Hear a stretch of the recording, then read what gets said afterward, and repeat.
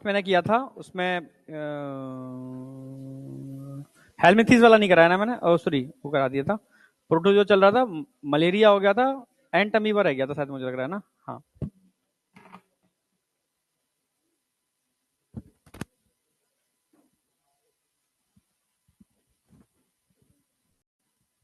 पूछ लूं? पूछूं क्या? पूछूं?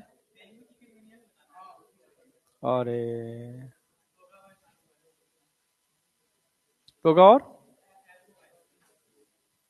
ऐड कर दिया, टोगा और वो एनसीईआरटी में ऐड है।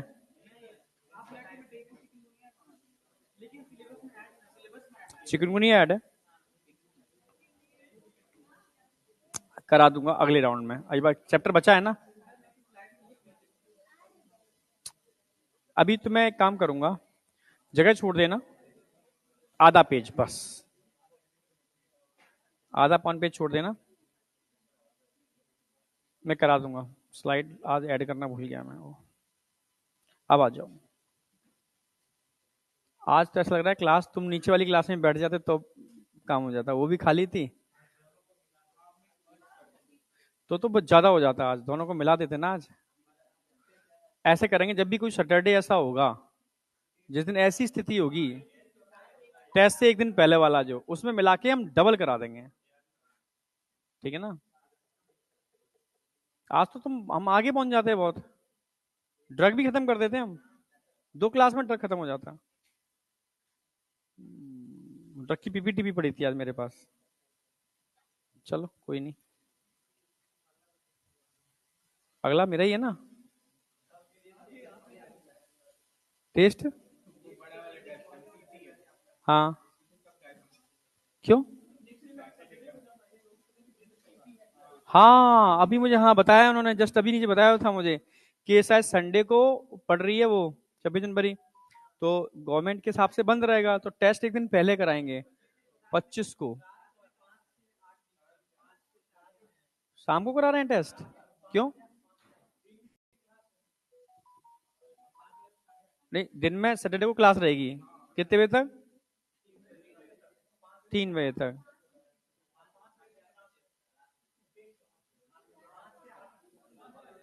रात में टेस्ट? नहीं, इन गर्ल्स के लिए।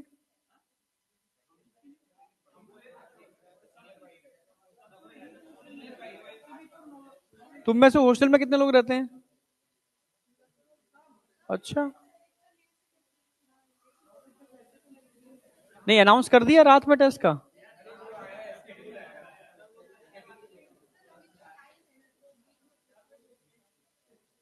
हम्म, कुछ ना कुछ करेंगे ऐसा कि तुम्हारा टेस्ट रात मतलब 8 ना बजे, तुम 6-7 बजे टेस्ट देके निकल जाओ, 6 बजे के आसपास।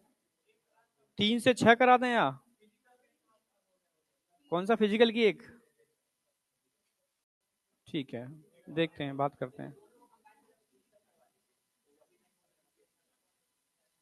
अच्छा, चलो करते हैं, जुगाड़ करते हैं इसका कुछ ना कुछ। फिजिकल की क्लास होगी ना अभी? तो एक बार सर को भी कह देना कि सर ऐसा कर, अगर हो जाए कंबाइंड करके फिजिकल हो जाए। हाँ, डिस्कस अभी कर लेंगे ना, फिजिकल का डिस्कस कर लेना, बात बाकी का मैं सर से जो है अंकित जी, उनसे बात कर लेता हूँ मैं। चलो स्टार्ट करते हैं। अरे अच्छा, पीपीटी लगी है ना इसमें? हाँ, 6 लेक्चर में खत्म होगा आज का जो टारगेट रहेगा, कैंसर और एड्स। पर इससे पहले मैंने पीपीटी डाल दी है। ये अमी अमोएबियासिस, अमीवाइक dysentery.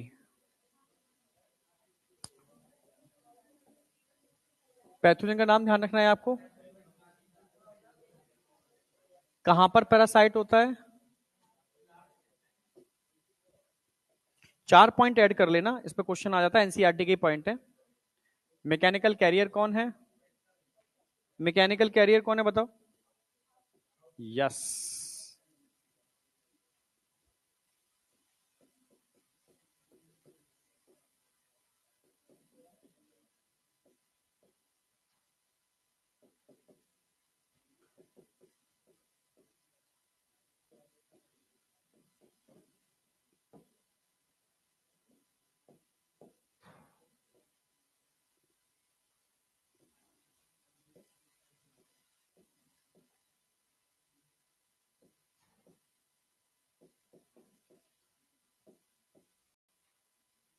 Transmit through contaminated food and water, contaminated food and water. तीसरा पॉइंट भी ऐड कर लो। इन्फेक्टिव स्टेज फॉर ह्यूमन पूछेगा, लाइफ साइकिल मोनोजेनेटिक या डाइजेनेटिक? तुम्हें सब याद है।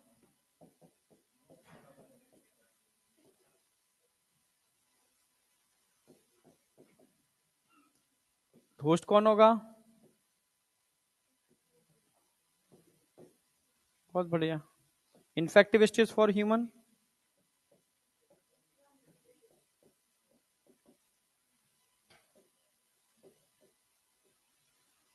Infective stage for human tetra nucleated cyst, tetra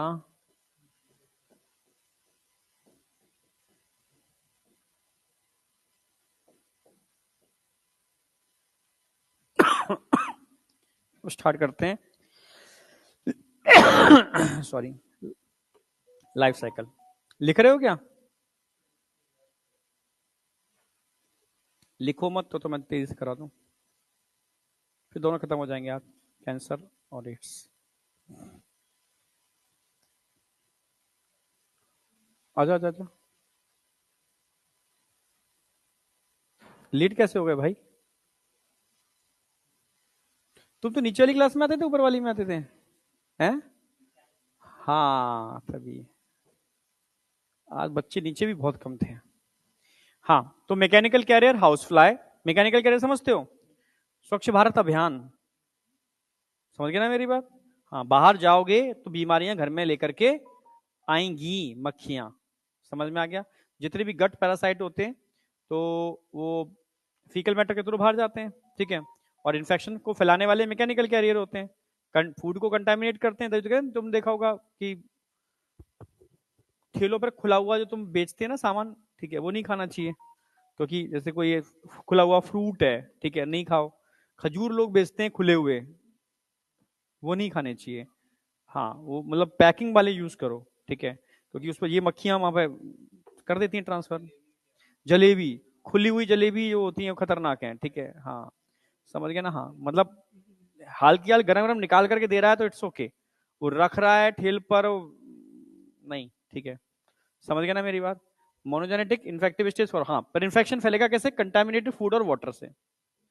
अब आ जाओ, और कैंसर से पहले एक स्लाइड ऐड करनी है लाइफ साइकिल की।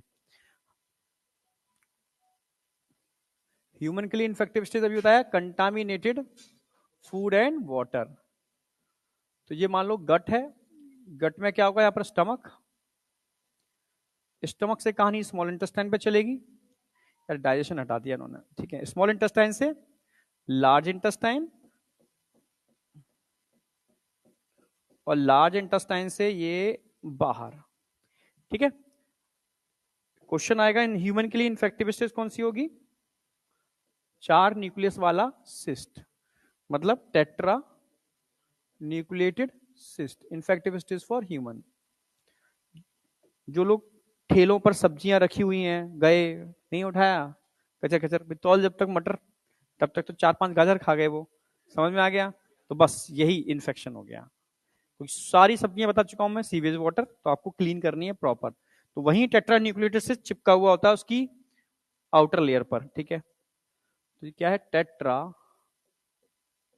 Tetra nucleated cyst. It is an infective stage for human.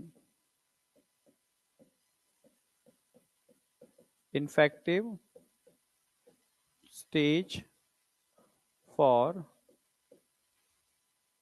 human. ठीक है? सिस्ट अगर स्टमक में जाएगा तो धीरे से डाइजेस्ट नहीं होगा, यस या नो? सिस्ट का डाइजेशन पॉसिबल है? यस। सिस्ट तो डाइजेस्ट हो जाएगा, अरे सिस्ट तो डाइजेस्ट हो जाएगा, पर अंदर की न्यूक्लियस बाहर निकल आएंगे। कितने न्यूक्लियस होंगे? 4। ये चारों न्यूक्लियस धीरे से कहां पहुंचेंगे? स्मॉल इंटेस्टाइन में। वहां से कहा जाएंगे लार्ज में, और लार्ज में जाकर के क्या करेंगे? हर न्यूक्लियस से दो, मतलब डिवाइड कर जाएगा। दो डिवाइड कर गया, दो डिवाइड कर गया। कितने प्रोटोजोआ बन जाएंगे? 8 प्रोटोजोआ। कहां पर? In large intestine. ये क्वेश्चन पूछे जाएंगे, कितने कहां पर। ठीक है। अब प्रोटोजोआ की अगर बात की जाए तो प्रोटोजोआ दो टाइप के हो सकते हैं, ऐसे रखना। माइन्यूटा, मैग्ना। माइन्यूटा क्या इन्फेक्शन करेगा ना? माइन्यूटा है तो नहीं आएगा। मैग्ना खतरनाक है, ऐसे याद रखना। माइन्यूटा और मैग्ना। मैग्ना, माइन्यूटा। अगर मैं माइन्यूटा की बात करता हूं तो यही माइन्यूटा आगे जाकर के क्या बनाएगा? Tetra nucleated cyst. गट में ही बन जाता है। जो बाहर निकलेगा वो क्या निकलेगा? Tetra nucleated cyst. जो इन्फेक्टिव स्टेज किसके लिए होगी? ह्यूमन के लिए। ठीक है। तो मैग्ना पैथोजेनिक है, नॉन पैथोजेनिक है?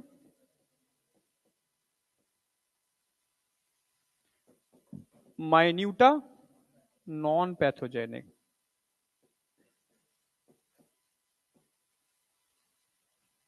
Non pathogenic. मैग्ना, मैग्ना की अगर बात की जाए,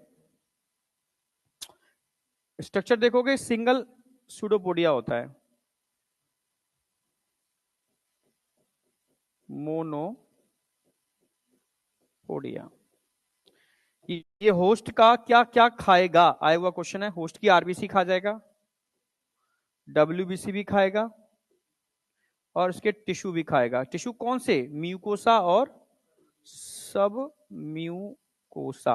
और वहां पर एक अल्सर बना देगा। क्या बना देगा? अल्सर बना देगा म्यूकोसा और सब म्यूकोसा में। ठीक है। एक flask shape, yes, flask shape ulcer in mucosa, mucosa and sub mucosa of large intestine. Large intestine. इसके अलावा और क्या काम करेगा ये? ठीक है। Abdominal pen.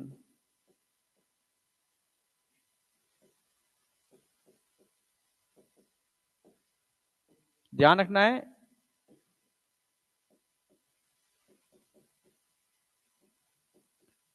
अक्सर कर, क्योंकि फ्लास्क से अल्सर बन जाते हैं, और अल्सर बन जाएंगे तो ब्लीडिंग भी होने की प्रोबेबिलिटी बढ़ जाती है। आप समझ रहे हो ना मेरी बात?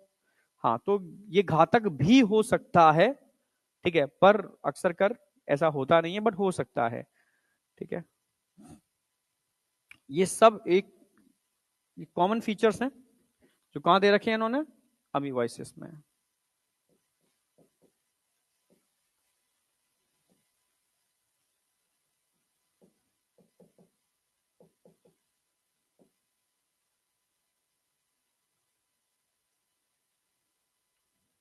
अच्छा, ये लिख देना यहां पर। ये क्या खाता है? RBC, WBC, tissue. Tetra nucleated cyst अगर सीवियस वाटर में गया तो वहां से, या कोई इंसान बाहर गया तो मक्खियां कहां लेकर के आ जाएंगी इसको? फूड के ऊपर। और अगर आप ऐसे ही कंटामिनेटेड फूड, यानी पार्टियों में मिलने वाला सलाद, ठेलों पे मिलने वाला खुला कोई भी आइटम खाते हो तो ये आपकी गट में चला जाएगा। समझ गए ना मेरी बात? कहीं पर भी तो मक्खियां दिख रही हैं, मत खाओ। पर लोग चालाक हैं, जहां मक्खियां होंगी वो दिखाएंगे नहीं, वो छुपा के रखेंगे उन चीजों को। समझ रहे हो ना? और तुम्हें पता रेस्टोरेंट की किचन कैसी होती है, कभी गए हो? गए हो?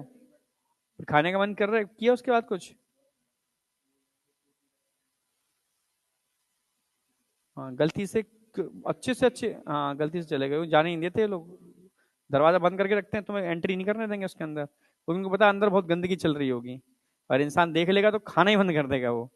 हाँ रियलिटी है, वो बाहर सच के आ जाता है इसलिए बात अलग है। हाँ यही है, बाहर से चमकदार है, अंदर से कुछ भी नहीं है। हो गया? कोई लिख रहा है? अच्छा तो लिख लो। अब कहानी चालू करते हैं कैंसर, पहले कैंसर कराता हूं, फिर इट्स ऊबर।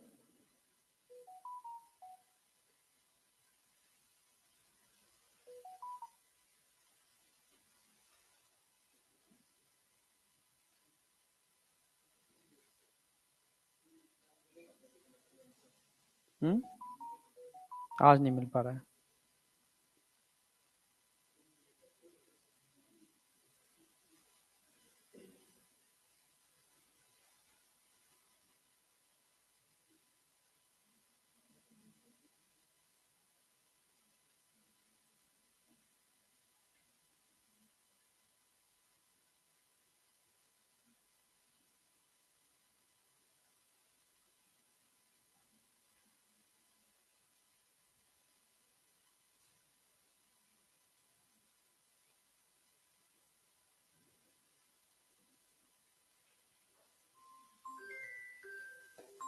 अरे यार,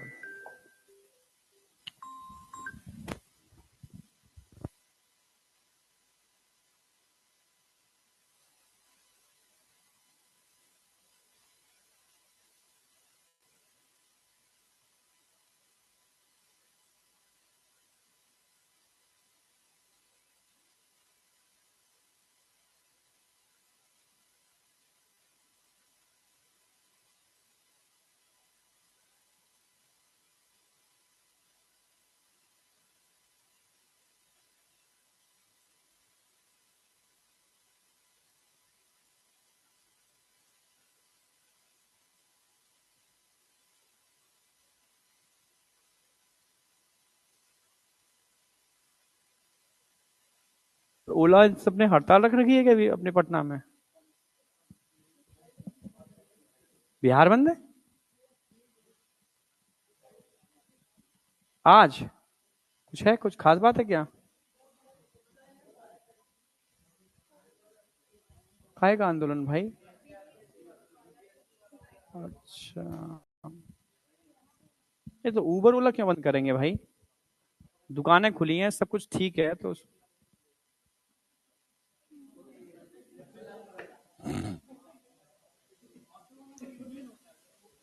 नहीं ऑटो तो शायद चल रहा है, ऑटो चल रहा है, ओला उबर बताया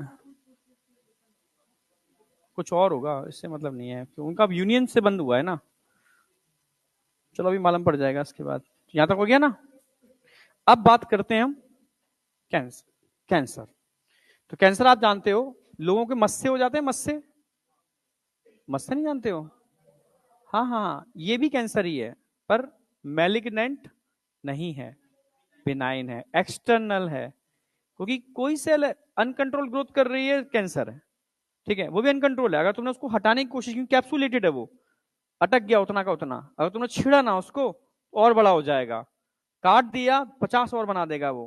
कभी खुद नहीं करना चाहिए, कहीं मस्सा हो तो आप क्रायो सर्जरी कराओगे, बेटर है।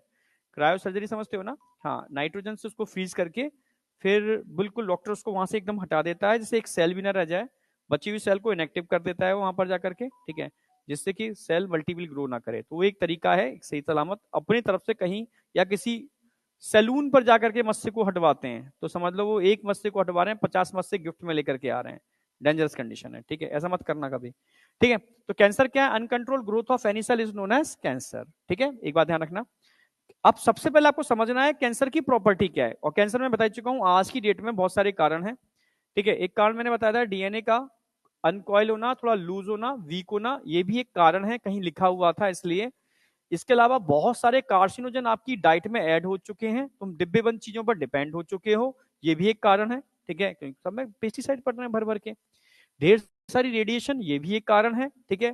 पॉल्यूशन, ये भी एक कारण है। पॉलीमर जो प्लास्टिक तुम यूज कर रहे हो हर चीज के अंदर, ये भी एक कारण है, ठीक है। तो मल्टीपल कारण है। और नई जनरेशन का ड्रग्स, नई जनरेशन का अल्कोहल, नई जनरेशन का स्मोकिंग, नई जनरेशन का टोबैको च्युइंग एडिक्ट होना, ये एक भी एक बहुत बड़ा कारण है। समझ गए ना मेरी बात? तो कारण मल्टीपल है, इसलिए कैंसर भी तेजी से फैल रहा है, ठीक है। और एक सबसे बड़ा कारण निकल के आ रहा है उन लोगों के अंदर, ठीक है, ये तो डीएनए तो है ही, आपकी लाइफ स्टाइल, आपकी लाइफ स्टाइल। क्योंकि आपका इम्यून सिस्टम धीरे धीरे धीरे धीरे क्या हो रहा है, वीक हो रहा है। और नई जनरेशन के नए यंग लोग हैं, उनके सपने बहुत बड़े हो गए हैं। समझ रहे हो? अगर वो समझ लें कि जिंदगी उतनी है, खूब जियोगे यार 100 साल, इससे ज्यादा थोड़ा जी लोगे। नई जनरेशन की बात कर रहा हूं मैं। 100 ज्यादा बोला है मैंने, एवरेज लाइफ तो वही 65-70 के या 70 के आसपास है। हाँ, 70 एवरेज जो निकाल के दे रहे हैं लोग, 70 निकाल के दे रहे हैं, मतलब कोई ज्यादा कोई कम और 70 एवरेज, ठीक है। हाँ भले 120 थी, ठीक है। तो उसके हिसाब से देखोगे तो आप 40-50 साल तो सिर्फ लगा देते हो सेट होने में, लगा देते हो ना, लग जाते हैं इतने। लास्ट के 30 साल जो होते हैं वो किसी काम के नहीं है, मतलब 70 से लेकर के 70, 80, 90, 100, वो तो बुढ़ापा है, मतलब खटिया पे पड़ रहने वाला है। एक्चुअल में जिंदगी जो बच रही है सेट होने के बाद 20 साल की तो बच रही है, हाँ या ना? एक्चुअल में यही है। उसमें भी 50 रिस्पॉन्सिबिलिटी होती है, पता नहीं तुम क्या क्या कंडीशन रही। तो 100 साल जिंदगी है, तब भी एक्चुअल में बहुत आपातापी की जरूरत नहीं है। समझ रहे हो ना मेरी बात? बट ठीक है, इतना जो बेसिक रिक्वायरमेंट है वो होनी चाहिए। मेरी बात समझ पा रहे हो, नहीं समझ पा रहे हो? दिखावा कि तेरे पास अगर ऑडी है तो मेरे पास अल्टो है, तो मेरे पास ओडी होनी चाहिए बस। तेरे पास जगुआर है तो मेरे पास जगुआर होनी चाहिए। तेरे पास बंगला है तो मेरे पास भी अच्छा सा बंगला तो होना चाहिए। तू 2 साल में इतना अमीर हो सकता है तो मैं क्यों नहीं हो सकता? समझ में आ गया ना? बस ये है, और कुछ भी नहीं है, ठीक है। रिक्वायरमेंट ज्यादा नहीं है। समझ में आया नहीं आया? बस तो बस इन चीजों को ध्यान रखा जाए तो लोग पगलाए जा रहे हैं और इतने कार्सिनोजन को फूड में, सब्जियों में यूज कर रहे हैं, जिसकी वजह से इंडिया में मतलब पूरा हॉटस्पॉट बन गया है कैंसर, ठीक है। तो कैंसर बहुत तेजी से फैल रहा है, बहुत तेजी से। कार्सिनोजन बहुत ज्यादा खा रहे हैं लोग, कहीं ना कहीं काम काज में इतने ज्यादा व्यस्त हो गए हैं या डिप्रेशन में आ गए हैं, ठीक है, जिसकी वजह से उनका इम्यून सिस्टम वीक हो रहा है, वही कॉर्टिसोल बढ़ रहा है, एंटी स्ट्रेस हार्मोन, ठीक है। तो बहुत सारी चीजें हैं जिसकी वजह से मतलब कैंसर होने का कारण एक इम्यून सिस्टम भी है, समझो, ठीक है। आपकी डाइट में इम्यूनिटी बूस्टर नहीं है, ठीक है, मतलब कैसे भी नेचुरल किलर सेल का नंबर कम हो रहा है, टी किलर सेल का नंबर कम हो रहा है, तो ये सब कैंसर से बचाने का काम करते हैं, ठीक है। तो बहुत सारे कारण है, मल्टीपल कारण है, ठीक है। तो मतलब लाइफ को समझना पड़ेगा यार, हो क्या रहा है, जरूरत क्या है और क्या कर रहे हैं हम लोग, ठीक है। तो समझ में आया? तो आज की डेट में यार हर 4 में से एक को कैंसर हो रहा है, जो बोल रहे हैं लोग, ठीक है। More than a million Indian suffer from cancer, और लार्ज नंबर्स में से क्या हो रहा है, डाई एनुअली, ठीक है। ये ध्यान रखना है, सबसे घया मतलब सबसे घातक, भयानक पूरे ग्लोब लेवल पर ये डिसीज है इस समय आज की डेट में। एचआईवी से भी ज्यादा खतरनाक इस समय ये हो चुकी है, मान के चलो। तो बेटा अच्छा, ये ड्रेडेड मतलब भयानक डिसीज है, मतलब घातक, भयानक, ठीक है। तो सबसे पहले कैंसर को समझने के लिए समझना होगा यार, नॉर्मल सेल कि कैंसर सेल अपनी तो सेल है। तो मैं हमेशा एक चीज लेके चलता हूँ बिल्कुल बेसिक से, कि पहले नॉर्मल सेल कैंसर सेल में अंतर समझो, ठीक है, तब तुम कैंसर को समझोगे। मैं एनसीईआरटी पर आ रहा हूँ। तो कैंसर केस में मैं हमेशा बोलता हूँ, uncontrol growth of any cell is known as cancer. तो नॉर्मल सेल तो कंट्रोल ग्रोथ करती है ना। अगर मैं नॉर्मल सेल की बात करूंगा, कंट्रोल सेल डिवीजन होगा, कंट्रोल ग्रोथ होगी। कैंसर सेल अनकंट्रोल ग्रोथ करती है। क्लियर है? बिल्कुल पूछते हैं ना जहां तुम्हें डाउट हो। यहां पर क्या होगा, कंट्रोल सेल डिवीजन,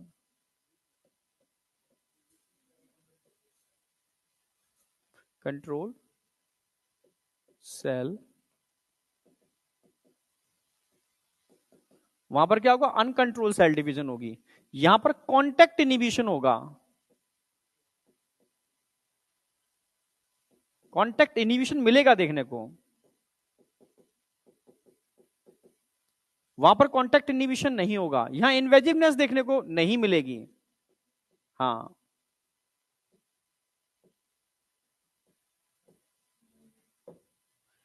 यहां पर अगर सेल की मैं बात करूं, अच्छा डायग्राम बना के समझाऊंगा 3 पॉइंट्स को।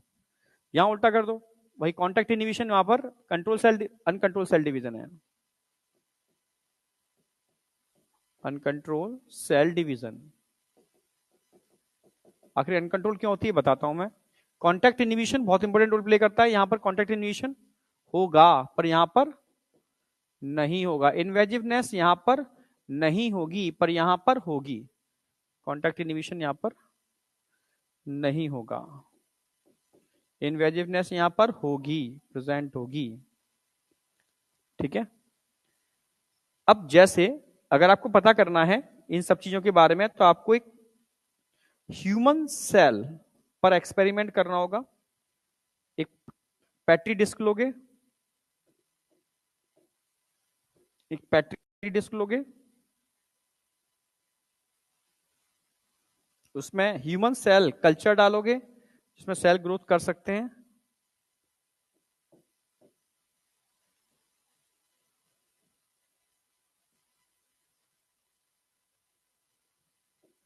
इन सेल के ऊपर आप नॉर्मल सेल को ग्रो कराओगे। एक नॉर्मल सेल को अगर मैं कलर चेंज करता हूं बीच में रख दूं, समझना, बिल्कुल बीच में रख दिया, तो अब सेल कब तक ग्रोथ करेगी जब तक एक दूसरी सेल के कांटेक्ट में नहीं आ रही, दूसरी सेल के कांटेक्ट में नहीं आ रही, कांटेक्ट में आते ही ग्रोथ स्टॉप हो जाएगी। इसी को बोलते हैं कांटेक्ट इनहिबिशन, कांटेक्ट इनहिबिशन, समझ रहे हो। जैसे देखा होगा अगर आपके हाथ में चोट लग गई, काफी पार्ट हट गया, मांस का टुकड़ा हट गया यहां से, तो ग्रोथ होना चालू होगी तो उतनी ग्रोथ होगी जितने में वो हटा है, सेम शेप मेंटेन होते ही वो रुक जाएगी। एक सेल दूसरी सेल के कांटेक्ट में आते ही ग्रोथ रुक जाएगी, आप समझना मेरी बात। इसको होता है कांटेक्ट इनहिबिशन।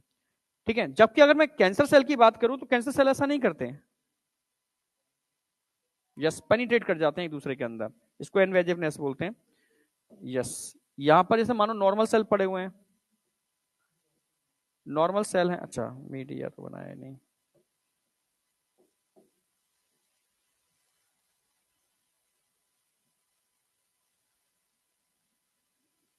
जैसे यहां मान लो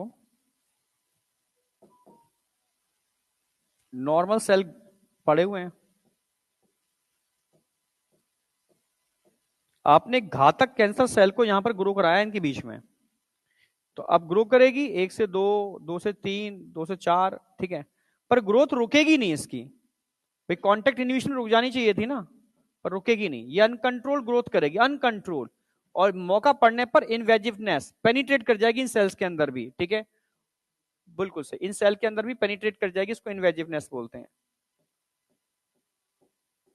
कभी भी कैंसर सेल कॉन्टेक्ट इनहिबिशन को फॉलो नहीं करते और इनवेजिवनेस को फॉलो करते हैं। इनवेजिवनेस यहां देखने को मिल रही है आपको, कॉन्टेक्ट इनहिबिशन यहां पर एब्सेंट है,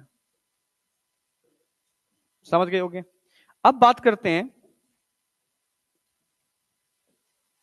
भाई नॉर्मल सेल मोर्टल, भाई मोर्टेलिटी शो करते हैं, मोर्टेलिटी का मतलब होता है कि हाँ इनका जन्म कुछ डिवीजन करने के लिए हुआ है, ठीक है भाई, उस डिवीजन के बाद इनको जाना है, और जाने का भी एक प्रॉपर तरीका है, इसको बोलते हैं एपोप्टोसिस, प्रोग्राम सेल डेथ। बहुत मतलब, अच्छा तुम में से कोई बताएगा, तू तो बता ही देगा, नेक्रोसिस और एपोप्टोसिस में क्या अंतर है। सेल सेल सेल का पूछ रहा हूँ, सिंपल 10th स्टैंडर्ड का सुना होगा नेक्रोसिस, प्लांट में होता है ना, एनिमल में भी होता है, अब बताओ प्लांट वाला बताओ मुझे। सिंपल है, सेल का पार्ट है, 10th का मतलब है उसको सेल जब पढ़ते हो स्टार्ट करते हो तो टीचर बताता है नेक्रोसिस, मतलब बहुत छोटी सी चीज है। अब तो प्लांट वाला बता। यस, टिश्यू की डेथ हमारी बॉडी में भी होती है, चोट लग गई बहुत सारे टिश्यू की डेथ हो गई, ठीक है, फाइट हो रही है पैथोजन और टिश्यू, मतलब डब्ल्यू पस बन रहा है, ये भी तो डेथ ही है। तो डेथ दो तरीके से होती है, ठीक है, एक समय से पहले डेथ हो जाना, एक समय पर डेथ होना। समय से पहले डेथ बॉडी के अंदर चोट लगने की वजह से, बहुत सारे कारण है, ठीक है, डेथ होने के, ठीक है। तो जब सेल की डेथ होती है ना तो सेल मरते मरते बहुत सारा टॉक्सिक छोड़ के चली जाती है, टॉक्सिक मटेरियल, सिंपल सी बात है। जैसे कोई इंसान की डेथ हो रही है तो उसकी डेड बॉडी पड़ी हुई है तो इन्फेक्शन फैल जाएगा। हाँ, उसकी डेथ ऐसी हो रही है कि बॉडी का कोई पार्ट ही नहीं बचा, जल गया पूरा का पूरा, समझना मेरी बात। तो ऐसा डेथ जिसके अंदर बॉडी का कोई पार्ट ही नहीं बचा, तो बॉडी के अंदर हम कहेंगे समय से पहले जिन सेल की डेथ होती है तो उनका एपोप्टोसिस, प्रोग्राम सेल डेथ नहीं होता, ठीक है, वो सड़ती हैं और इन्फेक्शन फैलाती हैं, ठीक है, ये नेक्रोसिस है। जबकि एपोप्टोसिस एक ऐसा मैकेनिज्म है, इसको प्रोग्राम सेल डेथ बोलते हैं। सेल जब खत्म होती है तो एकदम नहीं होती, पहले अपने छोटे छोटे पार्ट्स को खत्म करेगी, ठीक है, अपने पार्ट को छोटे छोटे टुकड़ों में तोड़ेगी और हर टुकड़े को उसके खुद के लाइसोसोम डाइजेस्ट कर लेंगे। नहीं, वो तो अलग चीज है, टीलोमरेज का कोई संबंध नहीं है इससे, ठीक है। प्रोग्राम सेल डेथ के जीन अलग होते हैं, ठीक है, प्रोटियासोम एक्टिवेट होते हैं इसके अंदर, ठीक है। तो ऑटोमेटिकली सेल जब खत्म होती है तो एकदम क्लीन करके, यानी सेल थी अब एकदम गायब हो गई, नहीं आया क्या, कोई गंदगी छोड़ी नहीं उसने। तुम समझ पा रहे हो नहीं समझ पा रहे हो? इसको बोलते हैं programme cell death apoptosis. Clear है? तो हर सेल की एक स्पेसिफिक लाइफ है, उतनी लाइफ तक वो डिवाइड करती है और लाइफ कंप्लीट हो जाने के बाद उसमें प्रोग्राम सेल डेथ चालू होती है, इसको एपोप्टोसिस बोलते हैं। ये हम नॉर्मल सेल की बात कर रहे हैं, पर ये कैंसर सेल, ये दुष्ट, ठीक है, ऐसा नहीं करते, ठीक है, ये इमोर्टल हैं। इमोर्टल का मतलब है अमर हैं, अमरता का वरदान हमें मिला है, हमारे अंदर कुछ जीन हैं जो ऐसी चीजें बनाते हैं, ऐसी प्रोटीन बनाते हैं जो हमें अमर कर सकते हैं, पर हमारे अंदर वो जीन कभी एक्टिवेट नहीं होते, समझना मेरी बात। पर कैंसर सेल के पास एक प्रॉपर्टी है, वो उन जीन को एक्टिवेट कर लेती है और उनसे एक एंजाइम बना लेती है जिससे वो अमर हो जाती है। पर नॉर्मल सेल के पास वो प्रॉपर्टी नहीं है। नेचर ने नॉर्मल सेल को जीन दिया है, जीन दिया है, पर वो प्रॉपर्टी नहीं दी, नहीं तो फिर बैलेंस बिगड़ जाएगा ना नेचर का। नेचर चाहती है एक साइकिल, पर चीजें हैं बॉडी के अंदर, चीजें हैं, पर साइकिल मेंटेन करनी है। समझ रहे हो ना मेरी बात? मतलब गजब बनाया है बॉडी ने भाई, ठीक है। तो यहां पर क्या हो रहा है, कॉन्टेक्ट इनहिबिशन आपको देखने को मिल रहा है, कॉन्टेक्ट इनहिबिशन आपको देखने को मिल रहा है, इनवेजिवनेस यहां देखने को नहीं मिल रही। अगर मैं नॉर्मल नॉर्मल सेल की बात करता हूं तो ये कैसी होती है, मोर्टेलिटी शो करती हैं,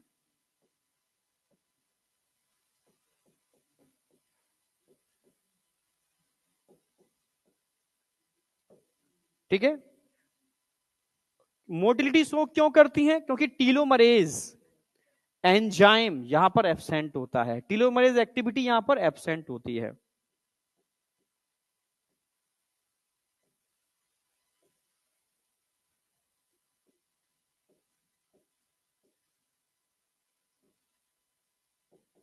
उसके जीन यहां पर स्विच ऑफ रहते हैं। पूरा मैकेनिज्म समझाऊंगा। ये इमोर्टल होते हैं, इमोर्टल समझते हो, अमर।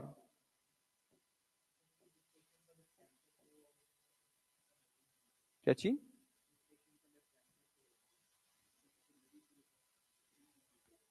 ये भी नहीं, फिर तो नहीं समझे। अमरता का मतलब है अपने आप नहीं मरेंगे, प्रोग्राम सेल डेथ इनके अंदर नहीं होगी, ये अमर हैं। वो तो मार रहे हो, वो एक अलग चीज है। बॉडी खत्म हो रही है, सभी खत्म हो गया, फिर तो चाहे कुछ भी हो सब खत्म, जीरो हो गया। इमोर्टल हैं, यहाँ टीलोमरेज एक्टिविटी देखने को मिलेगी।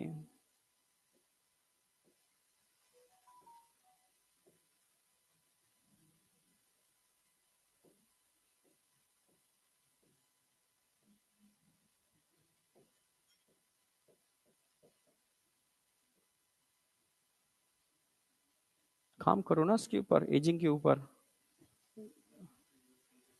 बहुत चल रहा है। लो, एक ने तो कितना कितना मिलियंस डॉलर लगा दिए इसके ऊपर, ठीक है, पर बहुत सारी चीजें हैं, इसके लिए आपको इस एटमोसफेयर से निकलना पड़ेगा, एकदम नेचुरल एटमोसफेयर में जाना पड़ेगा, फिर ऐसे मतलब बहुत चीजें हैं। कभी कभी मतलब आपके ऑर्गन की एजिंग भी देखी जाती है, आपके ऑर्गन की एजिंग हो रही है नहीं हो रही है, आप शरीर से एकदम यंग हो पर ऑर्गन आपके कमजोर हैं, तो ऑर्गन की एजिंग हो रही है। कभी कभी सही शरीर से आप लग रहा है, स्किन से आप डल हो, पर ऑर्गन आपके यंग हैं, ठीक है, और वैसे कॉम्बिनेशन दोनों के साथ ही होते हैं, ठीक है। तो ये काम चल रहा है, पर कहाँ लोग ध्यान दे रहे हैं यार। तुम्हें समोसा मिल जाए अभी तो तुम छोड़ दोगे, समझ गए ना मेरी बात? कोई नहीं छोड़ेगा, समझ गए ना मेरी बात? तो इसलिए वो वहीं आ रहे हैं, ये पॉइंट्स लिख लिए। एक कोई चीज छोड़ूंगा ही नहीं, तो बस तुम सुनते रहो, जब अंत होगा, अरे मतलब दिमाग के सारे कपाट खुल जाएंगे। समझ रहे हो? हाँ, ठीक। चलो, तो भाई पर मैं कल संडे है ना, कल तुम्हारी शीट मिल जाएंगी शाम तक, पर वो लगा लेना। देखो मैंने चैप्टर बहुत अच्छे से पढ़ा दिया है, मुझे इतना पता है तुम पढ़ के भी नहीं जाओगे तो क्वेश्चन करके आ जाओगे, ठीक है। पर जो पेपर बना रहे हैं उनके नए एसएमई अभी अपॉइंट किए हैं, वो थोड़ा घुमा, मैंने कहा थोड़ा सा बनाओ कि जब बच्चा थोड़ा अटके। एक हाँ चेंज किए हैं अभी थोड़े से, वो एक दो क्वेश्चन इधर उधर कर देते, तो एक मैंने चेंज करवाए हैं वहीं बेंगलोर में, तो थोड़ा पेपर अच्छा बनाएंगे, कुछ क्वेश्चन ठीक ठाक होंगे। तो जूलॉजी के तो देखो अच्छे बना रहे हैं यार, ठीक है, तो समझ गए ना। फिजिक्स भी अच्छे बनने होंगे, मुझे आइडिया नहीं है, जूलॉजी का मैंने देखा है इसलिए मुझे पता है जूलॉजी के अच्छे बन रहे हैं, और मैंने पेपर देखा नहीं है। क्या नहीं, बाहर नहीं है, बाहर नहीं देंगे पेपर, ठीक है। थोड़ा बहुत बाहर जाएगा तो मेरे नोट्सों से जाएगा, वो मेरे नोट्स देख लेते हैं, ठीक है। ये मेरी पीडीएफ वहां उनको मिलती है कि सर ने क्या पढ़ाया है नोट्स में, इतना मतलब ज्यादा भार नहीं करना है, इतना भार करना है कि मैंने करा दिया, ठीक है, इतना, वो भी 1-2%, बाद बाकी का एनसीईआरटी बेस रखना है। पर क्वेश्चन ऐसे बनाने हैं कि थोड़ा सोचे बच्चा, थोड़ा गलत करके आए, जैसे ओवर कॉन्फिडेंस ना हो जाए, पढ़ना है भाई। हाँ, हो जाता है ना, हो जाता है, मुझे पता है हो जाता है यार, तभी तो वही नहीं होना है। ये मानो एक नॉर्मल सेल है, और हर सेल में कौन होते हैं, क्रोमोसोम होते हैं, तो बताइए आपको, नॉर्मल सेल में भी क्रोमोसोम है। सिंपल दिखा देता हूं मैं ऐसे। और जब क्रोमोसोम की स्टडी करते हो ना, तो क्रोमोसोम के टर्मिनल एंड पर, कहां पर, टर्मिनल एंड पर कुछ सीक्वेंस ऑफ जीन होते हैं, इनको टीलोमर सीक्वेंस बोलते हैं। क्या बोलते हैं, टीलोमेरिक या टीलोमर सीक्वेंस। ये इनका एक्चुअल में लाइफ स्पेन है भाई, जितने सीक्वेंस होंगे उतनी इनकी लाइफ होगी। एक नॉर्मल सेल लगभग लगभग 50 जनरेशन तक सरवाइव कर लेती है। कोई डाउट? ये सब मैं कंसेप्ट के लिए बता रहा हूं, समझना मेरी बात। कंसेप्ट सेट हो गया तो तुम्हें फिर पढ़ने की जरूरत नहीं पड़ेगी। अगर मैं तुमसे कहूं ये क्या है, टीलोमर सीक्वेंस,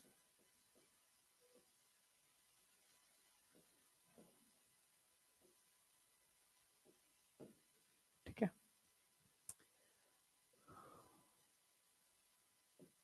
आफ्टर 50 जनरेशन, लगभग 50 जनरेशन, क्योंकि टीलोमर तो यहां है नहीं। 50 क्या मतलब, जैसे जैसे जनरेशन कम होती जाएंगी टीलोमर सीक्वेंस ऑटोमेटिकली क्या होते जाएंगे, कम नहीं होते जाएंगे।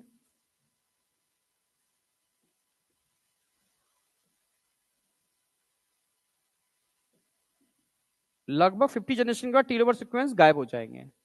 और जैसे ही टीलोमर सीक्वेंस यहां गायब हुए, अब इसमें वो जीन एक्टिवेट होंगे जो एपोप्टोसिस करेंगे, ठीक है, programme cell death, programme cell death, क्या बोलते हैं उसको, एपोप्टोसिस। पर कैंसर सेल ऐसा नहीं करते हैं। जैसे ये कैंसर सेल है, समझना, एक कैंसर सेल है, कैंसर सेल के अंदर भी क्या होंगे, क्रोमोसोम होंगे, सेम हमारी तरह, सब कुछ वैसा ही है। इनके पास भी क्या होंगे, टीलोमर सीक्वेंस होंगे, सेम हमारी तरह।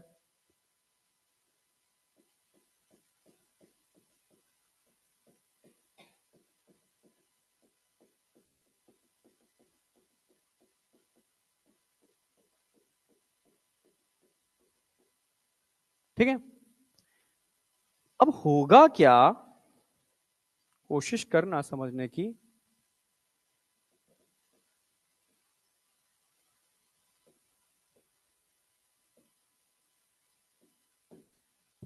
होगा क्या, 50 या मोर देन 50 जनरेशन की बात कर रहा हूं मैं, समझना, इक्वल टू 50 या मोर देन 50 जनरेशन। अगर मैं इसको देखता हूं कैंसर सेल को, जैसी थी वैसी रहेगी, जैसी थी वैसी ही रहेगी। इसके टीलोमर सीक्वेंस क्या है? मेंटेन। कौन मेंटेन कर रहा है इनको? टीलोमरेज, क्योंकि यहां पर टीलोमरेज क्या है? एक्टिव है। Telomere sequence maintain by telomerase enzyme.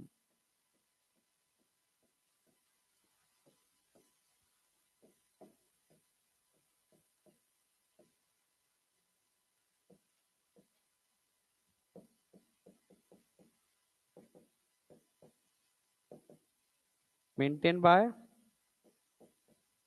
Telomerase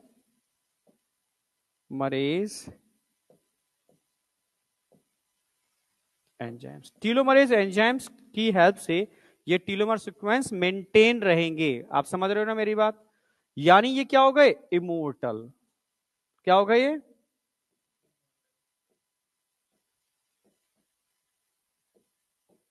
ठीक है, इसलिए आप कह सकते हो मोर देन 50 जनरेशन का मतलब है इन्फिनिटी, मतलब ग्रो करते रहेंगे अगर इनको न्यूट्रिएंट सप्लाई मिलती रही तो। शर्त है। अब बताओ मुझे यहां तक कोई डाउट? बढ़ते हैं फिर आगे। हाँ हाँ हाँ बेटा, वो इंक्रीज नहीं हो रहा है, वो डिक्रीज नहीं हो रहा है। इंक्रीज नहीं हो रहा, जो कहोगे डिक्रीज नहीं हो रहा। क्यों डिक्रीज नहीं हो रहा? क्योंकि telomere sequence maintain by telomerase enzyme. एक कम होगा, टीलोमरेज फिर बना देगा, फिर एक कम होगा, फिर वो फिर बना देगा, फिर एक कम होगा, फिर बना देगा। इसमें वो एंजाइम होता ही नहीं है, क्योंकि एंजाइम क्यों? जीन इसका स्विच ऑफ होता है, उसका जीन स्विच ऑन होता है।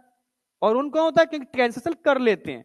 कैंसर सेल ऐसे काम करते हैं, बताऊंगा अभी। ये तो एक अभी और भी काम बताने वाला उनके खतरनाक वाले। ठीक है, ये राक्षस है, दैत्य हैं, कुछ भी कर सकते हैं।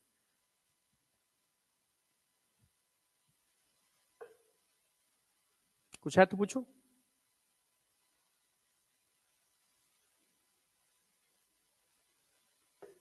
अब बात आती है, बेसिक समझ में आया कैंसर सेल और नॉर्मल सेल में क्या अंतर है। ठीक है, अब दिमाग में आएगा, जैसे एनसीईआरटी ने टर्म दे रखा है प्रोटो ऑन्कोजीन और ऑन्कोजीन। तो दिमाग में आता है प्रोटो ऑन्कोजीन। ऑन्को का मतलब होता है कैंसर प्रोड्यूसिंग। ठीक है, तो प्रोटो ऑन्कोजीन क्या कैंसर बनाने के लिए नेचर ने बनाए हैं हमारे अंदर? तो क्या ना? अच्छा, मैं इसी से पूछ रहा हूँ, इनएक्टिविटी फॉर्मेशन बोल रहा है ना। तेरे पास कार है? कार है तो होगी, कॉमन है आज की डेट में तो। हाँ, तो तेरी भी आ जाएगी, कैसी क्या बात है। ठीक है, अभी पापा की तो यूज कर रहा है ना। कार में स्टीयरिंग और ब्रेक क्यों बनाए गए? क्या एक्सीडेंट करने के लिए? इसे तो बनाए गए। हाँ, मतलब अच्छी चीज है बुरी चीज है? अच्छी चीज है, अपने हिसाब से कार को मोड कर रहे हो, चला रहे हो, बना जब जब मन में आए ब्रेक लगा दिए। पर स्टीयरिंग और ब्रेक फेल हो जाए फिर एक्सीडेंट हो जाएगा। ऐसे ही हमारी बॉडी के अंदर जो प्रोटो ऑन्कोजीन है, वो हमारी सेल डिवीजन के ब्रेक, एक्सीलेटर और स्टीयरिंग है। कैंसर के लिए नहीं बनाया गया, हमारी सेल साइकिल को मेंटेन करने के लिए। मेंटेन करने के लिए जरूरत है तो ब्रेक लगाएंगे, नहीं जरूरत है तो भगाएंगे। नहीं आया क्या? रेगुलेट करेंगे अपने हिसाब से। समझ गए ना मेरी बात? सिंपल सी। पर अगर इन ब्रेक के अंदर कोई म्यूटेशन हो जाए, नहीं समझ में आया? कोई मतलब समझना मेरी बात। कार की सीट में कोई दिक्कत आ जाए, कोई दिक्कत आएगी, आपका एक्सीडेंट हो जाएगा क्या? नहीं होगा ना। कार के किसी शीशे में दिक्कत आ जाए तो एक्सीडेंट हो जाएगा क्या? तो इन कार के वो सेंसिटिव पार्ट जिनमें गड़बड़ी होने से एक्सीडेंट हो सकता है, उनको प्रोटोऑन्कोजीन बोलते हैं। मतलब सेल के वो सेंसिटिव जीन जो सेल साइकिल को रेगुलेट करते हैं, नियंत्रित करते हैं, कंट्रोल करते हैं, उनमें अगर कुछ गड़बड़ हो गई तो एक्सीडेंट यानी कैंसर हो जाएगा। तो उनको प्रोटोऑन्कोजीन बोलते हैं। वो कैंसर बनाने के लिए नहीं बने, दिमाग में बिठा लेना, कैंसर के लिए नहीं बने, पर उनमें छेड़छाड़ होने से कैंसर हो जाएगा। क्योंकि वो सेल के बहुत सेंसिटिव पार्ट को रेगुलेट करते हैं। जैसे गाड़ी की ड्राइविंग में स्टीयरिंग और ब्रेक बहुत सेंसिटिव पार्ट को रेगुलेट करते हैं, तो उनको प्रोटोऑन्कोजीन बोलते हैं। तो सबसे पहले मैं बताऊंगा आपको क्या डिफरेंस है। हटा दूं उसको जरा। अरे यार, ये कहां से आ गया? हाँ, जैसे मान लो एक सेल है। कौन है? सेल। ये नॉर्मल सेल है। एक सेल सेल डिवीजन कब करती है, जरा बताओ। एक सेल सेल डिवीजन कब करती है? अच्छा, न्यूक्लियोसाइटोप्लाज्मिक रेशियो कब बिगड़ता है? क्यों बढ़ता है साइज? क्या जरूरत है सेल के साइज के बढ़ने की? क्यों बढ़ा रही है सेल का साइज? हर समय तो नहीं बढ़ता ही रहता है। क्या बेटा? क्या फिर से बोल? अरे वही तो पूछ रहा हूं, क्यों इंक्रीज हो रहा है? हुँ? हाँ, सेल को बताया जाता है कि भाई अब तुम्हें डिवाइड करना है। चलिए ठीक है, ओके। तो डिवीजन के लिए क्या करना होगा? अब तुम्हें ग्रोथ करनी होगी। ठीक है, हम ग्रोथ करेंगे। ग्रोथ करने से न्यूक्लियोसाइटोप्लाज्मिक रेशियो बिगड़ता है, ग्रोथ करने से। पर ग्रोथ करवाने के लिए सिग्नल भेजा जाता है कि भाई समय आ गया, ग्रोथ करो, डिवीजन का समय आ गया, ग्रोथ करो। तब वो ग्रोथ करती है, न्यूक्लियोसाइटोप्लाज्मिक रेशियो बिगड़ता है, तब वो जीन एक्टिवेट होते हैं जो साइक्लिन और साइक्लिन डिपेंडेंट काइनेज से बाइंड करते हैं, साइक्लिन बनाते हैं। काइनेज तो अंदर होता ही है, साइक्लिन बनती है, साइक्लिन बनती है हर स्टेप पर, काइनेज से बाइंड करती है, सेल अगले स्टेप पे एंटर कर जाती है। सिंपल आई ना? यानी सेल सिग्नलिंग फैक्टर की बात कर रहा हूं। तो सेल के पास रिसेप्टर्स होते हैं, सेल सिग्नलिंग फैक्टर्स होते हैं।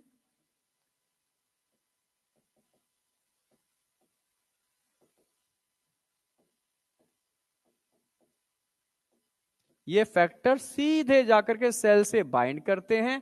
अब सेल समझ जाती है कि समय आ गया, मुझे ग्रोथ करनी है, ग्रोथ फेज में एंटर करना है। सेल डिवीजन के लिए यहां से कहानी चालू हो गई। तब जाकर के सेल एक से दो सेल में डिवाइड करती है। आई या नहीं आई? जिसमें पेरेंटल और मदर सेल का साइज कांस्टेंट रहता है। ये होता है एक्चुअल में कंसेप्ट। समझे या नहीं समझे? तो ये सेल क्या कर रही है? सेल डिवीजन कर रही है। सेल जिसमें ग्रोथ फेज आ गई, साइज इंक्रीज हो गया, और फिर साइटोप्लाज्म डिवाइड कर गया, एक से दो सेल बन गए। कोई डाउट? पर इस सेल डिवीजन को रेगुलेट करने के लिए कोई ऐसा नहीं नॉर्मल कैसे कोई ना, बहुत सारी चीजें हैं। इस सेल डिवीजन को रेगुलेट करने के लिए प्रोटोऑन्कोजीन भी होते हैं और ट्यूमर सप्रेसर जीन भी होते हैं, क्योंकि डिवीजन के टाइम पर कहीं ऐसा ना हो ट्यूमर हो जाए। ठीक है, उसको भी सप्रेस करके रखना है, तो बहुत सेंसिटिव है मामला। तो यहां पर प्रोटो ऑन्को जीन, ये एनसीईआरटी की लाइनें हैं, थोड़ा कंसेप्चुअल में मॉलिक्यूलर बेस पर समझा रहा हूं जिसे एकदम समझ में आ जाए। और tumour suppressor gene, tumour suppressor gene, protooncogene और ट्यूमर सप्रेसर जीन, समझ रहे हो ना? अगर मैं प्रोटोऑन्कोजीन की बात करता हूं तो ऐसा नहीं है कोई, मतलब समझ रहे, ऐसी कैंसर प्रोड्यूसिंग जीन है जैसे सेल सिग्नलिंग फैक्टर्स। ये जीन है, जीन प्रोटीन बनाते हैं। कौन सी प्रोटीन बनाएंगे? Cell signalling factor, cell metabolism को कंट्रोल करने वाले फैक्टर, सेल ग्रोथ फैक्टर। समझ गए ना मेरी बात? जो बहुत इंपॉर्टेंट रोल प्ले करते हैं इन सब चीजों के लिए। ठीक है,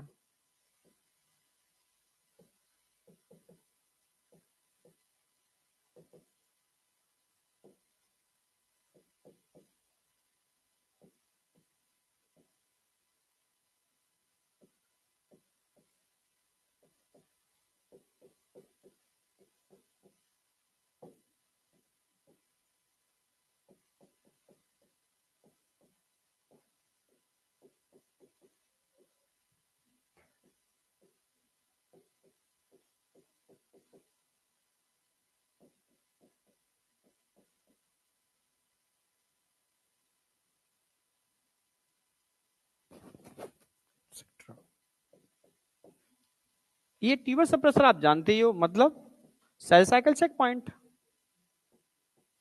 खाली P3 नहीं होता, P3 तो मैं लिखाता ही हूं आपको, P3 क्योंकि बहुत इंपॉर्टेंट है। P3 बहुत जगह पूछा गया है, जो एम्स से एग्जाम आते थे उनके अंदर, तो मैंने P3 एग्जाम्पल लिखाना चालू कर दिया है। नहीं तो बहुत सारे, रेटिनोब्लास्टोमा बहुत खतरनाक है, रेटिनोब्लास्टोमा। ठीक है, P3 ये G1 चेक पॉइंट है दोनों के दोनों। फिर ऐसी S चेक पॉइंट होते हैं, ऐसी G2 चेक पॉइंट होते हैं, ऐसी M चेक पॉइंट होते हैं, मल्टीपल चेक पॉइंट होते हैं, मल्टीपल प्रोटीन्स होती हैं जो सेल को रेगुलेट करती हैं। कैंसर को सप्रेस करती हैं। Cell tumour suppressor gene, cell cycle check point.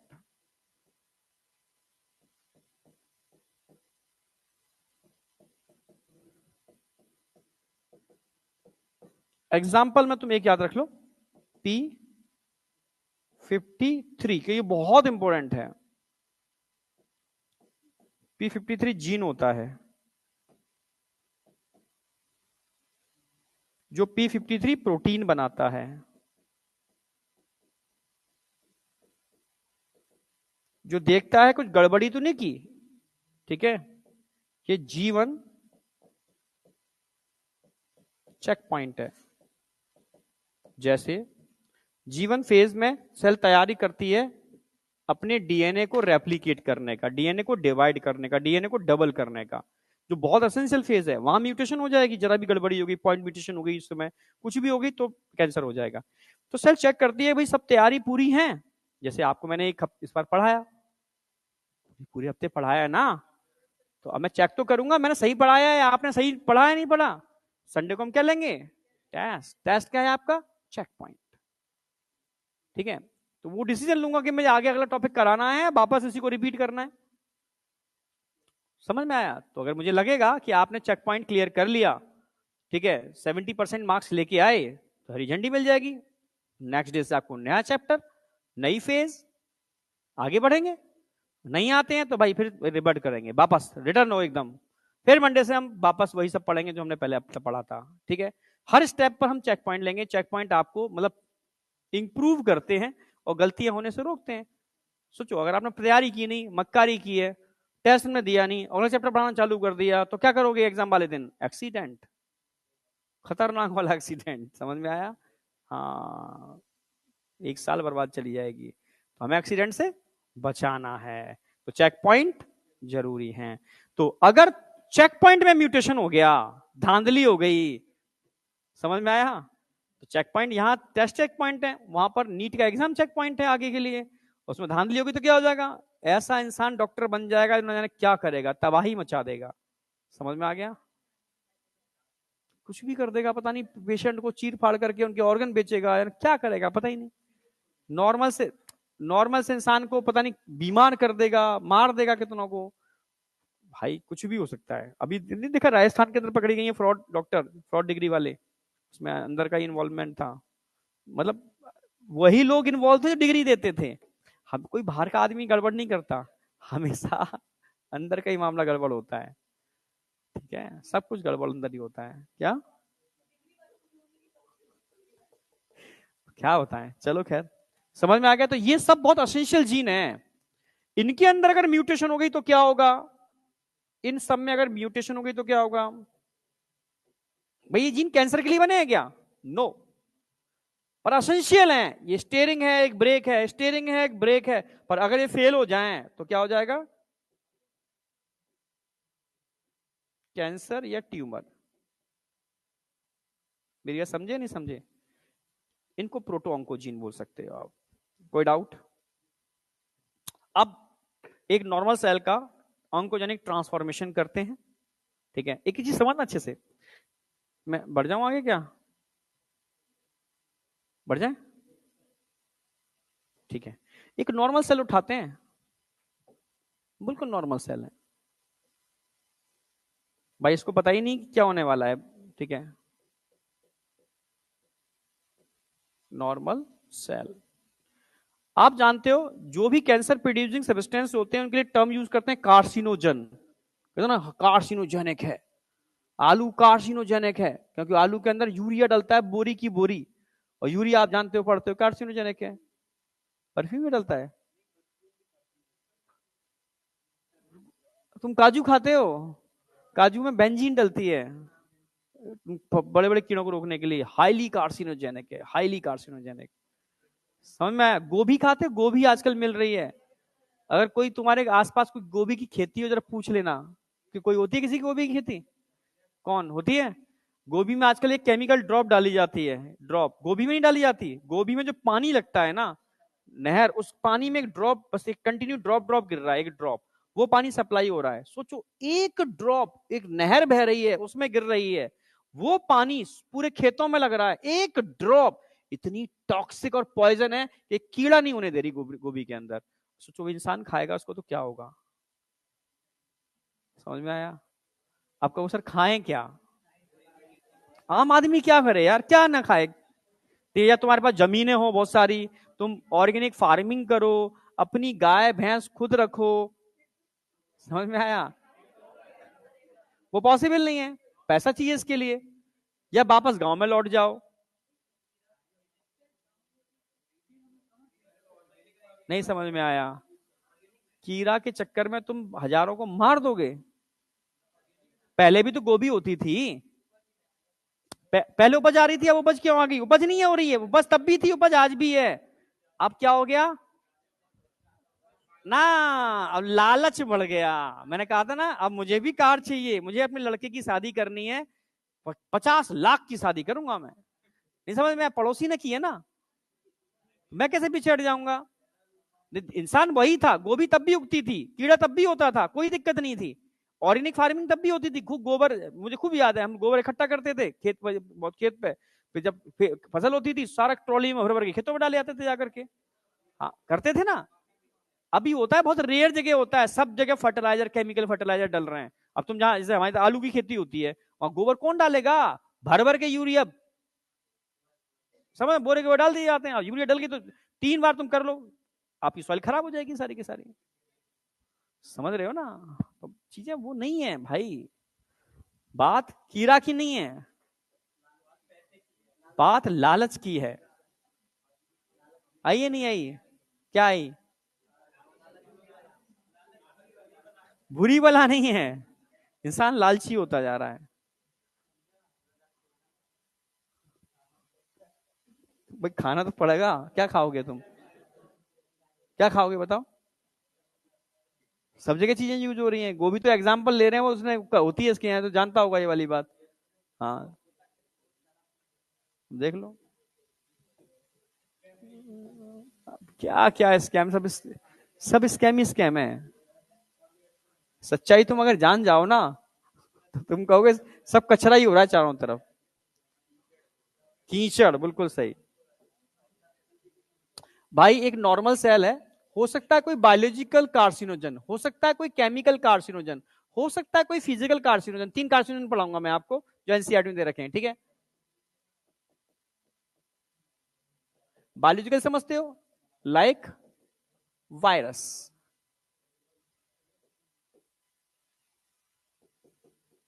Chemical carcinogen समझते हो? लाइक टोबैको, क्योंकि एनसीईआरटी ने टोबैको बोला, तो टोबैको बोल रहा हूं। तो आज की डेट में तुम जो प्लास्टिक की बोतलों में पानी पी रहे हो, प्लास्टिक की चीजों में चाय पी रहे हो, नहीं आया क्या? प्लास्टिक के वेयर्स को आप माइक्रोवेव में रख रहे हो, ठीक है, ये सब क्या है? Carcinogenic substance, polymer.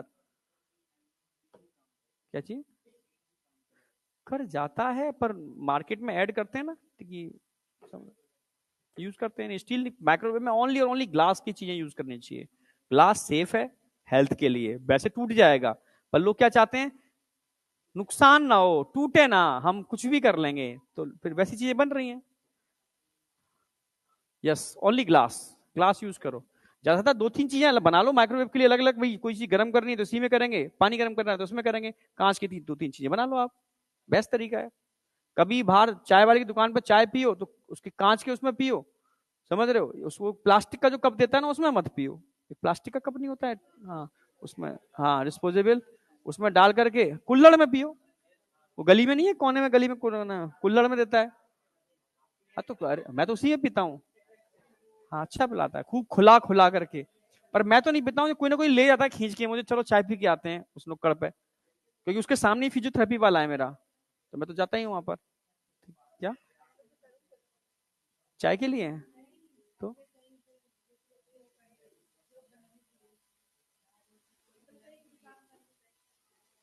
लड़कियां थोड़ा पीती हैं चाय। क्या तो घर जा करके स्टोव या चूल्हे को जला करके अदरक वाली चाय बना के पीती है ना। हाँ पर वहां भी पीती हैं सब, बहुत सारी। ठीक है, क्यों मैं गया था तो अपनी अपनी कोचिंग की नहीं थी, बाहर कोचिंग की लड़कियां तो बहुत सारी, तो चाय और एमडी सर तुम लोग देख करके। हाँ क्या? 2025 है ना? हाँ पता है। आ जाओ आ जाओ। केमिकल कार्सिनोजन, ठीक है। देखो, लड़कियां अब तक गांव में रही हैं, दबा के रखा गया है, बाहर नहीं जाएगी, ये नहीं करेगी। अब आ गए बाहर, ठीक है, अब देखते हैं, सारे बदला लेंगे पूरा का पूरा। नहीं आया क्या? खुल के जिएंगे 1 साल। ऐसे तो होता है, पर ऐसा मत करना, ठीक है।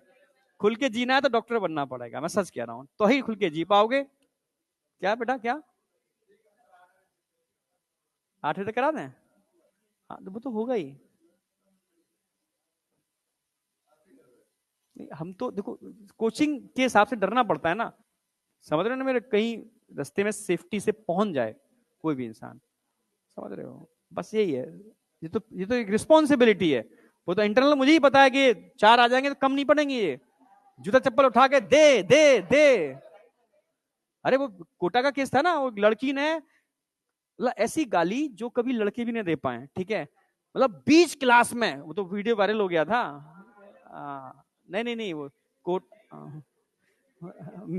समझ गए ना। तो मुझे जाना पड़ा था वहां वाले उस वाले सेंटर से उठ करके उस वाले सेंटर, दूसरे सेंटर पर। मतलब अब वो उसने इसलिए मारा क्योंकि उसके पापा एमएलए थे, तो पापा की ताकत उसके अंदर आ गई थी। लड़की ने तो, अरे उसकी हालत मार दी उसकी, मतलब मार के जूते चप्पल गिरा गिरा के मारा है ना, गिरा गिरा के पेट में मुंह में सब में लाते हैं, और किसी की हिम्मत नहीं कोई बचा ले। अरे कुछ, ये मुझे पूरी बात नहीं पता, मतलब ये बता इतना हो गया, कुछ बोल दिया होगा, कुछ क्या दिया होगा, तो पटक पटक के मारा। नहीं समझ में आया। वो कुछ नॉर्मल चीजों पर मारना थोड़ी ना चाहिए, क्योंकि पावर थी ना, एमएलए वाली पावर, ठीक है, वो होती है, पावर आ जाती है तो ये वो चीजें होती हैं। तो पिस्टल स्टल नहीं रखनी चाहिए किसी को। आपने लाइसेंस करा लिया तो किसी ने गाली भी दी, तेरी निकाल के ले, यहाँ क्या, ये होता है। ये नहीं, ये रियलिटी है, दूर रहो इनसे। क्या? नहीं भाई, मैं और एक मेरा मित्र था, हमने एक साथ लाइसेंस अप्लाई किया था, क्योंकि उसके पापा नेता थे तो इजीली बन गया। लास्ट स्टेप पर आते ही, ठीक है, मेरा थोड़ा रुक गया किसी कारण से, उसका अप्रूव हो गया, मतलब कुछ था, मतलब मैं साइन नहीं हुए थे, जो भी होगा, ठीक है, रुक गया, उसका अप्रूव हो गया। फिर रुक गया तो मैंने भी इंटरेस्ट नहीं लिया, मैं अपने और कामों में बिजी हो गया, वो फाइल फिर आगे नहीं बढ़ी, थाने में आके रुक गई, ठीक है। सुन तो ले, फिर क्या हुआ, फिर उसके पास पिस्टल आ गई थी, तो भाई जोश तो होता ही है, तो कॉलोनी के अंदर दबदबा होता है, ठीक है। तो एक दिन सामने कुछ 4-5 लोग थोड़े से दबंग टाइप के थे, ठीक है, उनके किसी लड़के ने उसके पिताजी से कुछ कह दिया, उसको मालूम पड़ा, अच्छा ठीक है, गया पिस्टल निकाल के पूरे घर में घुस गया, धाड़ धाड़ धाड़ 5 लोगों को एक साथ मारा उसने, ठीक है। जेल में चला गया। बाद में पापा को कोई अटैक अटैक आया होगा, पापा खत्म हो गए। एक अधलौता लड़का था, सब खत्म। मुझे बाद में मालूम पड़ा, मैं घर पहुंचा, ये क्या हो गया भाई। तो मैंने सोच लिया कि जिंदगी के अंदर लाइसेंस नहीं, मैंने उसके बाद कभी थाने में गया ही नहीं कि मेरी फाइल आगे बढ़ाओ, खत्म। क्या यार, गन रखो गोली मत रखो, ऐसे थोड़ी ना होता है, ठीक है। गन होती है तो गोली अपने आप आई जाती है, कि पावर आ जाती है ना फिर वो, हाँ। तो क्या? नहीं नहीं नहीं, हमें, मैं गुस्सा वैसे करता नहीं हूँ, गुस्सा मैं अपने ऊपर कर लेता हूँ, वो गलत है। और कई केसों में बच्चों ने भी ये किया है, पिताजी की गन रखी है, गुस्से में आके पता है डांटा पिताजी ने, निकाली हो जो मार लिया अपने, ठीक है। बहुत बहुत केस देखे हैं यार, ठीक है। बहुत, मतलब चीजें एक खतरनाक हैं। आप तभी रखो जब आप उसका पूरा सेफ्टी रख सकते हो, आप पूरे मेंटली सुलझे हुए हो, ठीक है, आप नेगेटिव थॉट्स कभी लाते ही नहीं हो। क्या? वहां तो घर घर में है, वहां झंझट नहीं है, आप गन तक रख सकते हो बड़ी वाली। आओ उधर, ठीक है।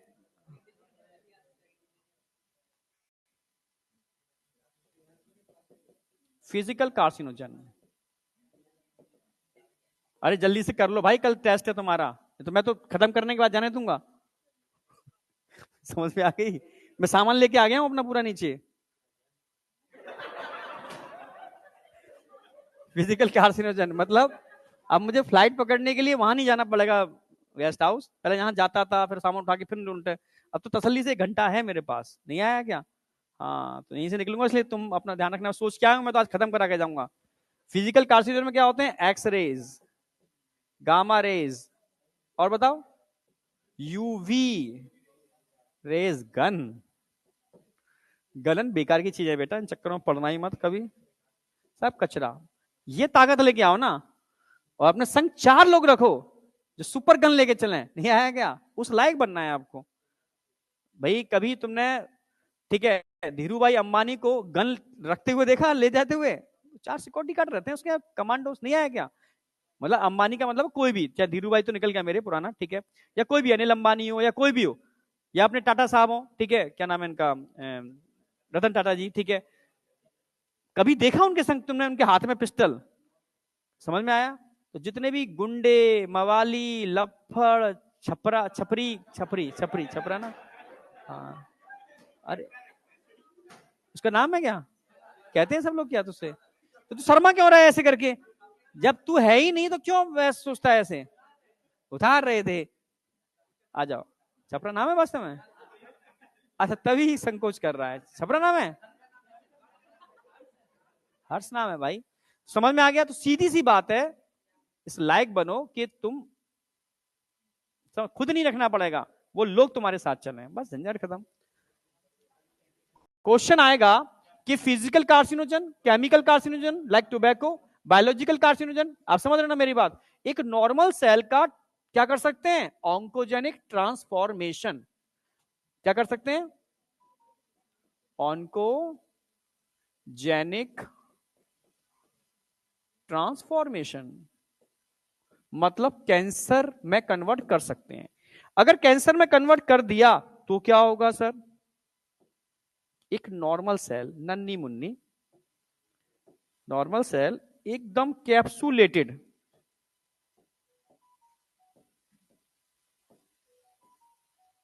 कैप्सूलेटेड, ये सब क्या है? Tumour cell. ये बन गया ट्यूमर। एनसीईआरटी बोलती है ट्यूमर सेल को हम नियोप्लास्टिक सेल बोलते हैं। क्या बोलते हैं?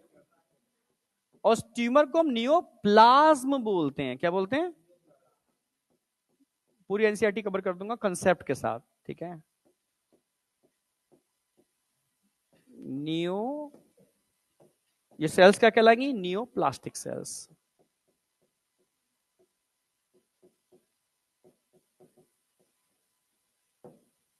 ये क्या है? कैप्सूलेटेड,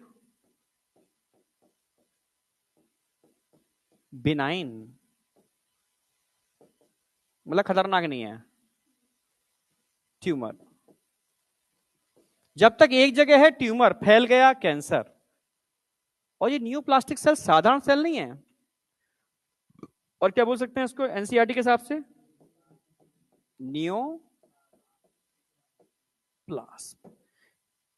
ये जो कैंसर सेल होती हैं, ये एक फैक्टर एंजियोजेनेसिस, एंजियो मतलब होता है, एंजियोग्राफी सुनी होगी आपने, एंजियोप्लास्टी सुनी होगी आपने, यानी ब्लड वेसल्स की बात चल रही है। ये क्या काम करेगा? रिलीज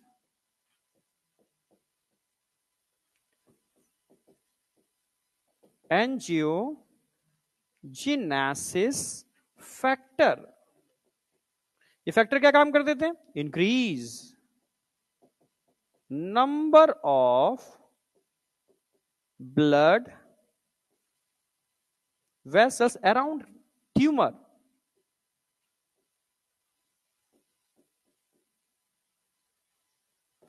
इनका नंबर बढ़ना चालू हो जाता है, ये क्या हो रहा है? फैलना चालू हो गया। ये आए, ये अंदर जाकर फैल, पूरा नेटवर्क जाल ही फैल गया इनका। समझना मेरी बात?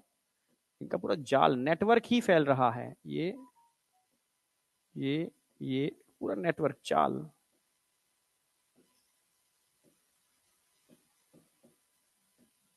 समझ गए ना मेरी बात? पूरा डैश नेटवर्क बना लेते हैं। जो न्यूट्रिएंट की सप्लाई और सेलों को होनी थी, वो सारा न्यूट्रिएंट का मूव कर जाता है कैंसर सेल के पास, क्योंकि दैत्यों की तरह अनकंट्रोल ग्रोथ कर रहे हैं, इनको ज्यादा से ज्यादा न्यूट्रिशन चाहिए, ठीक है। इससे क्या होगा?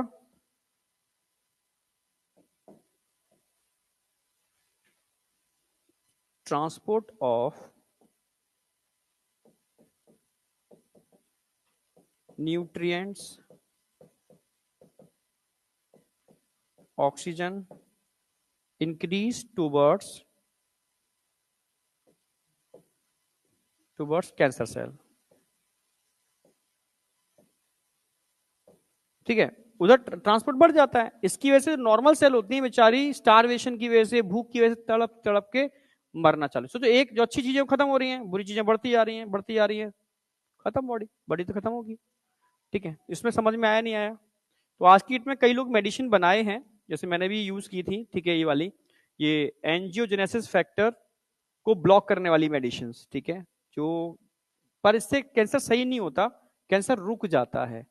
मेडिसिन को रोकोगे कैंसर फिर चालू हो जाएगा, फिर डबल स्पीड से चालू हो जाएगा। आप समझ रहे हो ना? हाँ, तो ये और महंगी भी आती है, 1.5 लाख रुपए महीने के हिसाब से इसकी मेडिसिन आती हैं, ड्रॉप्स। ठीक है, समझ रहे हो ना मेरी बात? तो आप 1.5-2 लाख रुपए ये खर्च करोगे, फिर उधर तमाम, मतलब लाखों रुपए महीने का खर्चे होते हैं, पर होता कुछ भी नहीं है, मतलब कुछ है नहीं, मेरे समझ ही नहीं आ रहा क्या है इसका।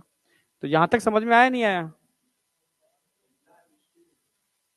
रेयर केस में चीजें हैं, बचना भी क्या, बस एज थोड़ा सा आप थोड़ा कर लेते हो, 2-4 साल यही मिलते हैं और कुछ नहीं, वो सप्रेस होके फिर एक्टिवेट हो जाता है। दर्द तो ट्रीटमेंट का है ना, कीमोथेरेपी का दर्द, रेडिएशन का दर्द, बोन में एंटर कर गया तो भयंकर पेन, नर्व ब्लॉक करना पड़ते हैं। हाँ, इसको कंप्लीट कर लो, हो गया। पर अगर मान लो ये ट्यूमर है, अगर फट गया ये, तो क्या होगा? फोर्थ स्टेज आ जाएगी, मेटास्टेसिस हो जाएगी। ठीक है, हाँ, पूरी बॉडी में चला गया, फ्लूइड में चला गया, तो ठीक है, इसको मेटास्टेसिस बोलते हैं। और मैंने हमेशा बोला मेटास्टेसिस, मेटाजेनेसिस, मेटामॉर्फोसिस, मेटामेरिज्म में कंफ्यूज मत होना। ठीक है, चारों मिलते जुलते टर्म है। Metagenesis, genesis, alternation of generation. ठीक है, हाँ, मेटामेरिज्म, सेगमेंटेशन, मेटावेरिक सेगमेंटेशन, मेटामॉर्फोसिस समझते हो, और मेटाजेन। आगे बढ़ रहा हूं। अगर मान लो ये कैप्सूल फट गया, कैप्सूल फट गया, तो कैंसर सेल एक जगह बैठेंगे क्या? स्प्रेड कर जाएंगे, क्योंकि बहुत डेंस नेटवर्क ऑफ कैपिलरी तो अंदर है ही इनके पास। यस, पूरी बॉडी में स्प्रेड कर जाएगा।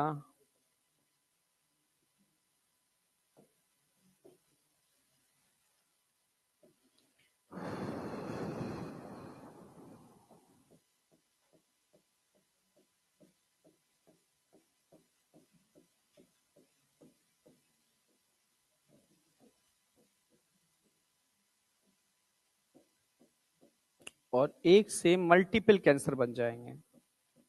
जब कई मल्टीपल कैंसर बन रहे हैं, मतलब फोर्थ स्टेज, फोर्थ स्टेज इसी को बोलते हैं spreading of tumour cell, spreading of tumour cell. क्या बोलते हैं इसको? मेटा जेनेसिस क्यों आ गया? Metastasis, very very very important. और जब मल्टीपल ट्यूमर बनते हैं, इसको बोलते हैं मैलिग्नेंट, मैलिग्नेंट ट्यूमर या कैंसर। ये है सही मायने में कैंसर। कैंसर का मतलब ही होता है घातक। कोई डाउट? पूरी एनसीईआरटी कवर्ड है आपकी, एनसीईआरटी पूरी कवर्ड की है, सारे कंसेप्ट सुपर लेवल के मैंने इसमें ऐड कर दिए हैं। मतलब अगर ये कंसेप्ट समझ में आ गए तो मैं कोई भी बुक दे दूं, मैं किसी भी लेवल की, प्योर ऑन्कोलॉजी की, सब समझ में आ जाएगा तुम्हें।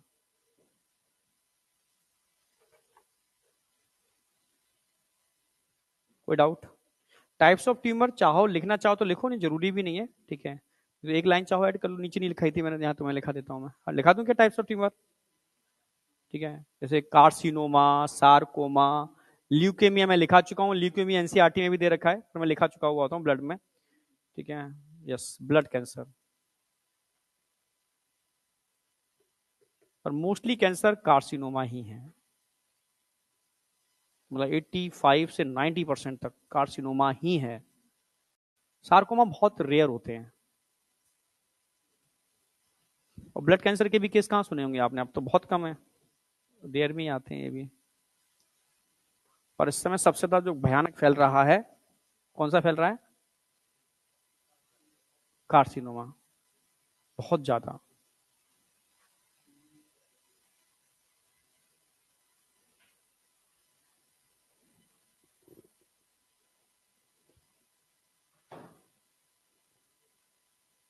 बढ़ जाएंगे। अरे यार, टाइप्स ऑफ कैंसर।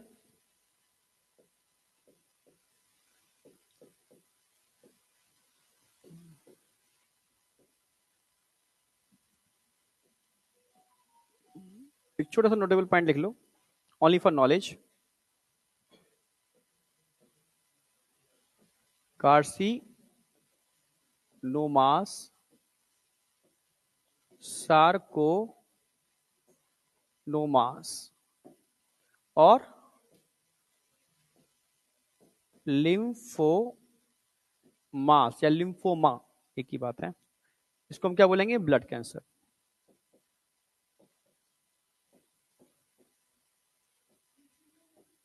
यस, इसी को ब्लड जहां आ गया, ब्लड का मतलब ही है ल्यूकेमिया।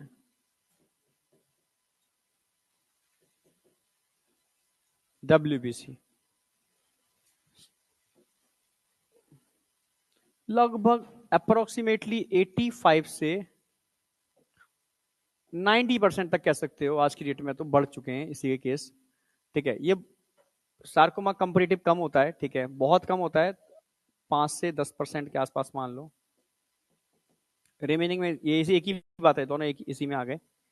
तो कार्सिनोमा में स्पेशली कैसे पहचानोगे कार्सिनोमा, किसको बोलोगे कार्सिनोमा? ऐसा आता नहीं है, बस नॉलेज के लिए। अगर किसी टिश्यू का ओरिजिन क्या हो, या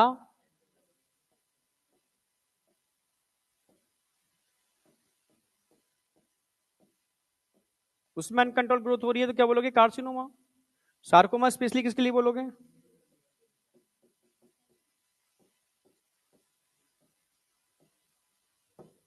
लिम्फोमा किसके लिए बोलोगे? Blood cancer. Specially blood cancer के लिए हम टर्म यूज करते हैं, बस। अब आ जाओ, अब एनसीईआरटी कुछ लाइन है।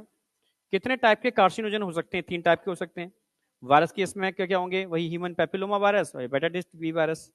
केमिकल में एनसीईआरटी ने टोबैको की बात की है, और रेडिएशन में एक्सरेज, गामा रेज, और नॉन आयोनिक रेडिएशन के अंदर यूवी रेज। ठीक है। डायग्नोसिस और ट्रीटमेंट में क्या हो सकता है? डायग्नोसिस में कुछ ज्यादा चीजें हैं नहीं, ठीक है। डायग्नोसिस में बायोप्सी से, माउथ कैंसर है तो बायोप्सी कर सकते हो, यूट्रस कैंसर है बायोप्सी कर सकते हो, ठीक है। भाई बायोप्सी का मतलब है आपने, एक निडल आती हैं, अब वैसे काटते नहीं है अब तो, क्योंकि पहले क्या होता था काटते थे, काटने से स्प्रेडिंग हो जाती थी। अब बायोप्सी थोड़ा टेक्नोलॉजी एडवांस हो चुकी है, खतरा नहीं है बायोप्सी से कोई भी, ठीक है। हाँ, एक निडल होती है, बहुत थिन निडल, वो सीधे कैप्सूल के अंदर जाती है, और वहां से एक पर्टिकुलर पार्ट ऑफ टिश्यू को लेकर निकल जाती है, और उस तरीके से बनाई होती है कि कैप्सूल को कोई दिक्कत नहीं होती, ठीक है, स्प्रेडिंग नहीं होती, डर नहीं होता आज की डेट में उसका कोई भी। और उससे सटीक एनालिसिस उसी से होती है, क्योंकि उससे आप सीधे सीधे कैंसर सेल को देख पा रहे हो, माइक्रोस्कोप एग्जामिनेशन कर पा रहे हो। बाद बाकी की टेक्नोलॉजी से तो सिर्फ एक इमेज मिलती है आपको, जैसे आपने सीटी ले ली, कंप्यूटर टोमोग्राफी, एक 3D इमेज होगी। अब मान सकते हो ट्यूमर का गांठ है, कैंसर का गांठ है, या कोई और गांठ है, एक इमेज, समझ रहे मेरी, समझ गए ना? जैसे सीटी के अलावा, सीटी का एक दिक्कत क्या है, उसमें एक्सरेज यूज करते हैं सीटी में, तो उसको रिप्लेस किया हमने एमआरआई से। सेफ है क्योंकि उसमें मैग्नेटिक फील्ड बना करके हम 3D इमेज लेते हैं, और बहुत सारे रिस्ट्रिक्शन होते हैं, किसी की बॉडी में कोई मेटल इम्प्लांट है तो एमआरआई नहीं करा पाओगे, डेंजरस कंडीशन है, ठीक है। तो उससे भी हम 3D इमेज ही बनाते हैं, समझ गए ना मेरी बात? एमआरआई सीटी से 3D इमेज ही तो बनाते हैं। या लेटेस्ट सिंपल टेक्निक है कि एक्सरे करा लिया आपने, कहीं अल्ट्रासाउंड करा लिया आपने, कुछ एबनॉर्मल सी दिख रही है तो फिर ये नॉर्मल टेक्निक है। पर लेटेस्ट टेक्नोलॉजी जो अभी यूज हो रही है, पैट सीटी, सीटी का एक मॉडिफाइड फॉर्म आ गया पैट सीटी। पेट सीटी में क्या करते हैं हम, रेडियो लेबल्ड ग्लूकोज को लेते हैं, सीटी करने से पहले ब्लड में इंजेक्ट कर देते हैं, दवा दवा करके बोलते हैं ये, ठीक है, रेडियो एक्टिव मेडिसिन होती है, हाँ ठीक है, और तुरंत ही फिर सीटी कराया जाता है। वो रेडियो लेबल्ड है, जहां जहां कैंसर होगा वहां ग्लूकोज का कंजप्शन बहुत ज्यादा होगा, खा रहे होंगे पी रहे होंगे ग्लूकोज का वो, और रेडियो लेवल ग्लूकोज वहां पे क्या इकट्ठा हो जाएगा, चिपक जाएगा बहुत ज्यादा मात्रा में, रेडियो एक्टिविटी नजर आएगी आपको, रेडिएशन मतलब निकल रहे होंगे, तो एक्सरे तुरंत नहीं, सीटी तुरंत देख लेते हैं, अच्छा यहाँ बहुत ज्यादा है, ये कैंसर होने की प्रोबेबिलिटी है। समझ रहे हो, ये तरीके हैं, पेट सीटी हो रहा है आज की डेट में, ठीक है, कहीं 35,000 का भी होता है, कहीं 50,000 का भी होता है, पर कुछ थोड़ी सी जो उस टाइप की लैब हैं जो मतलब चलती है ना वो सोसाइटियों से कोलैबोरेशन से, तो हाँ 11-12 हज़ार रुपए में एनजीओ टाइप या जो थोड़ा काम कर रहे हैं थोड़ा सा लोगों के लिए सस्ते में, तो जैसे एचओडी करके एक है ना, तो ये लोग 10-12 हज़ार में कर देते हैं, नहीं तो कॉस्टली, हम आई काम आदमी टेस्ट भी नहीं करा पाएगा, क्योंकि एक टेस्ट थोड़ी ना होता है, पैट सीटी आपको 10 मतलब आए दिन कराने पड़ेंगे, अब स्टेज अगली स्टेज फिर अगली स्टेज, तो लाखों रुपए का तो खर्चा तुम्हारा पैट सीटी का हो जाता है, ठीक है, तो चीजें हैं, पर अभी इंडिया में लोग लूट रहे हैं, मतलब इंडिया में लोग वैसा काम नहीं कर रहे, मतलब इंसान को बचाने वाला नहीं काम नहीं कर रहे, इंसान को मार के लूटने वाला काम कर रहे हैं, डकैती वाला काम कर रहे हैं यहाँ पर, तो इंडिया का मामला भी सही नहीं है, लोगों की मेंटेलिटी इस समय बहुत खराब है। यहां तक समझ में आया? तो ये तो ध्यान रखना ही है आपको, फिजिकल में लिख दिए आयोनिक क्या होते हैं और नॉन आयोनिक, नॉन आयोनिक में अल्ट्रावायलेट रेडिएशन आते हैं, केमिकल में टोबैको दे रखा है, नहीं तो आज की डेट में ढेर सारे केमिकल मैंने अभी बताए ना, सारे सारे कार्सिनोजन होते हैं, बायोलॉजिकल में हेपेटाइटिस बी वायरस और ह्यूमन पेपिलोमा वायरस, बस दो नाम याद रखने हैं भाई। डायग्नोसिस के लिए मैंने बायोप्सी, तो भाई सबसे सटीक तो बायोप्सी से ही होता है, कि बिना इसके तो डॉक्टर मतलब अंदाजा ही लगाएगा क्या है भाई, बायोप्सी से सटीक मिल जाता है। रेडियोग्राफी का मतलब है वही एक्सरेज वगैरह आप यूज करते हो, ठीक है। सीटी कंप्यूटर टोमोग्राफी, इसमें 3D इमेज बनती है, 3D इमेज बनती है, और इसमें भी एक्सरे ही यूज करते हैं हम, पर कैंसर सेल के लिए एक्सरे खतरनाक होते हैं, ध्यान रखना, इसलिए सबसे सेफेस्ट टेक्निक पूछी जाती है कौन सी होती है, एमआरआई, अगर हो सकता है तो एमआरआई ही करानी चाहिए, फैसिलिटी अगर अवेलेबल है तो, ठीक है, डिपेंड करता है। जैसे मैंने अभी अभी पेट सीटी बताया था ना, ऐसी एक टेक्निक और है पर बहुत रेयरली होती है, एंटीबॉडी आते हैं, स्पेसिफिक एंटीबॉडी जो कैंसर सेल से बाइंड कर जाते हैं सेम, ठीक है, तो सीटी करते हैं, सीटी करके देख लेते हैं कहाँ बाइंडिंग हो रही है इसकी, तो ये टेक्निक भी है, ये इंडिया में तो नहीं है नीचे वाली टेक्निक, मॉलिक्यूलर बायोलॉजी कैन भी, मतलब मॉलिक्यूलर बायोलॉजी का मतलब है जैसे जीन लेवल पे, जैसे किसी को मालूम पड़ रहा है कि उनकी फैमिली में बहुत कैंसर हो रहे हैं, तो वो चेक कराएंगे क्या उनके प्रोटोन को जीन के अंदर थाइमिन डाइमर के रिपीटेशन तो नहीं है, इंडिया में नहीं होता, मतलब पहले बोल दिया मैंने, थाइमिन डाइमर का, थाइमिन का मतलब है थाइमिन का अगर लगातार रिपीटेशन होगा डाइमर बन जाते हैं तुरंत, हर डाइमर बनते हैं, और डाइमर बनते ही पॉइंट म्यूटेशन हो जाती है, और प्रोटोन को जीन में पॉइंट म्यूटेशन होने का मतलब है कैंसर हो गया, ठीक है, तो ये प्रिकॉशन के लिए लोग करवाते हैं। ट्रीटमेंट में भी कुछ गिने चुने ट्रीटमेंट है, एक तो सर्जरी कर देते हैं लोग, उस ऑर्गन को कट कर दिया, फैल जाता है इससे तो और गड़बड़ हो जाती है, ठीक है। रेडिएशन, रेडिएशन पहले ये होता था कि भाई यहाँ कैंसर है तो पूरे इसका रेडिएशन होता था, तो कैंसर तो मरता था पर साथ में सारे ऑर्गन मर जाते थे, ठीक है, खतरनाक रेडिएशन जला देती है सेल्स को, ठीक है। पर आज की डेट में थोड़ा सा हमने टारगेट थेरेपी स्टार्ट कर दी है, पर महंगी इतनी ज्यादा है, टाटा में 15 लाख रुपए लेते हैं एक 5 सेटअप के, 15 लाख रुपए से 5 setup target therapy, target therapy समझते हो, यानी वो एक्सरे सीधे वहीं जाएंगे कैंसर सेल के ऊपर, इधर उधर नहीं जाएंगे, नहीं आया क्या, वो तब जब कैंसर एक जगह है, ट्यूमर है तो, ठीक है, मेटास्टेसिस नहीं है तो काम करेगी नहीं। कीमोथेरेपी, अगर मेटास्टेसिस हो गई तो कीमोथेरेपी दी जाती है, और कोई ऑप्शन ही नहीं है, कीमोथेरेपी सब केसों में दी जाती है, पर कीमोथेरेपी मतलब सुपर लेवल के पॉइजन, सुपर लेवल के पॉइजन, ठीक है, जिससे कैंसर सेल तो मरेंगे ही मरेंगे, पर नॉर्मल सेल भी तड़प तड़प के मरेंगे, मारने के दवाएं हैं सिंपल। और बाल तो बहुत सेंसिटिव होते हैं क्योंकि हेयर रूट में हेयर फॉलिकल्स होते हैं नीचे, वो 2 डोज लेते ही झड़ना चालू हो जाते हैं, ज्यादा डोज की बातें नहीं कर रहा मैं। और ये तो मैं बता ही रहा हूँ लेटेस्ट टेक्निक है, इंडिया में सिर्फ क्लिनिकल ट्रायल चल रहे हैं इसके, क्लिनिकल ट्रायल के अल्फा इंटरफेरोन तो एग्जांपल दे रहा हूँ, 50 तरह की इम्यूनोथेरेपी चल रही है। 3.5 लाख रुपए एक इंजेक्शन के लेते हैं, जो और कंट्री में बिल्कुल फ्री ऑफ कॉस्ट है, क्योंकि क्लिनिकल ट्रायल का पैसा नहीं लगता, वहां बताया जाता है हम क्लिनिकल ट्रायल कर रहे हैं, ये इंजेक्शन अभी क्लिनिकल ट्रायल पे है, ठीक है, आपको कोई खर्चा नहीं करना, और यहाँ क्या कर रहे हैं इंडिया के अंदर, इंजेक्शन है बहुत इफेक्टिव है, 4 केस अच्छे हो गए हैं, पर महंगा है, यूएस का है, ये है वो है, तो भाई इंसान बेचबाज करके कराता है। ठीक है, 40-50 लाख रुपए खर्च होंगे, करेंगे, ठीक है, लगाओ इंजेक्शन, हर 15 दिन में एक लगता है, तो इंजेक्शन से वो अपना डेटा भी तैयार कर रहे हैं, पैसे भी ले रहे हैं, और ट्रायल भी चल रही है यहाँ पर। गवर्नमेंट अवेयर है। तो मैं क्या लगता है बिहार के अंदर ये लीकर्स नहीं आता, गवर्नमेंट ही इन्वॉल्व होती है इन सब चीजों के अंदर। ठीक है, खूब सप्लाई, सब कचरा है, तभी तो डॉक्टर्स क्यों भाग जाते हैं बाहर, कि यहाँ कचरा है, यहाँ बहुत गंदगी है। ठीक है, तभी तो प्रियांशु भागेगा बाहर। पर एक्चुअल में जरूरत है यहाँ अच्छे लोगों की, एक दो अच्छों से काम नहीं बनेगा, ज्यादा मात्रा में अच्छे लोग चाहिए, तब मिलके कोई काम कर पाएंगे, ये तो बात भाई करने ही देंगे। ठीक है, अब सीधे मैं बात कर रहा हूं दूसरी खतरनाक भयानक बीमारी, पर आज की डेट में भयानक नहीं है। एड्स के केस कहां मिलते हैं आज की डेट में? बहुत कम, पहले से सोचो, ये हालत थी, हवा चल रही है एड्स की, इकट्ठे एक साथ मिल रहे हैं, कितने मारे गए, मतलब बहुत बुरी हालत। आज की डेट में भयानक कैंसर है, एड्स सेकंड नंबर पे है। ठीक है, पर क्योंकि लोग अब अवेयर है, ठीक है, चीजें यूज करते हैं, तो कम से कम ये स्प्रेडिंग उस लेवल पे नहीं है। अब ट्रक वाला भी है, उसको जानकारी है कि हाँ ये चीजें हैं, ठीक है, यूज करो तो मारे जाओगे। ठीक है, तो इसलिए चीजें गवर्नमेंट ने अवेयर किया है लोगों को।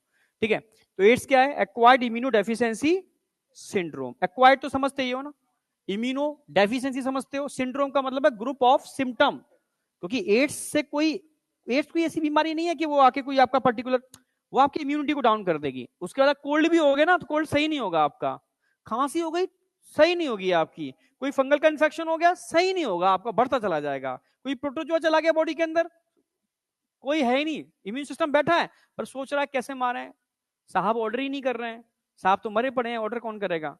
हेल्पर टी सेल, वही रेगुलेट करती है। इस चक्कर में क्या होता है, सिस्टम सब कचड़ा हो जाता है। क्या चीज?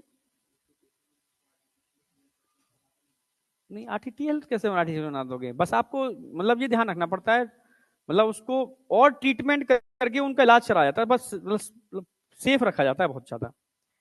तो सिंड्रोम समझ में आ गया। पहला केस कब मिला था? 1981 में, लॉस एंजल्स का केस था, होमोसेक्सुअल सारे मेल, ठीक है, कोकीन ले रहे थे, कोकीन इंजेक्शन के थ्रू लेते हैं।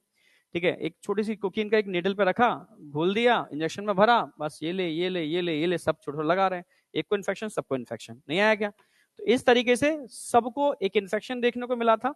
उस समय लगा था ये इन्फेक्शन जो हो रहा है वो एक लंग्स में फंगस थी उन लोगों के, उसकी वजह से, तो बाद में बोला ना, उस इन्फेक्शन की वजह से फंगल या तमाम टाइप के इन्फेक्शन हो रहे थे, क्योंकि इम्यूनिटी उनकी डाउन हो गई थी। ठीक है, अब सबसे ज्यादा इंपॉर्टेंट है यहां पर इसका स्ट्रक्चर, ये तुम्हें समझना है, यहां से क्वेश्चन आता है क्या?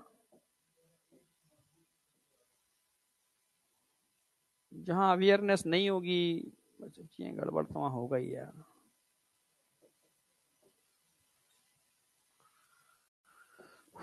देखो, अगर मैं इस वायरस की बात करूं, स्ट्रक्चर देखा होगा, उसमें स्पाइक्स लगे होते हैं इस तरीके से, देखें कभी आपने?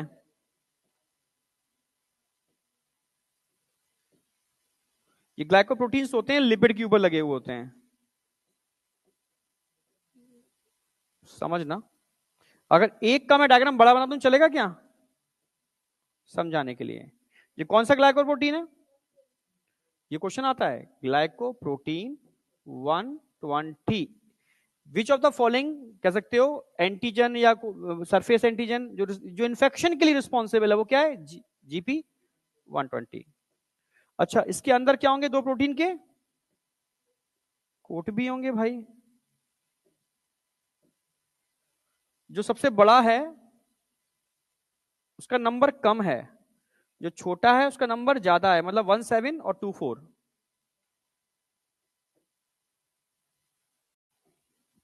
ये जो दिख रहा है क्या? Lipid envelope.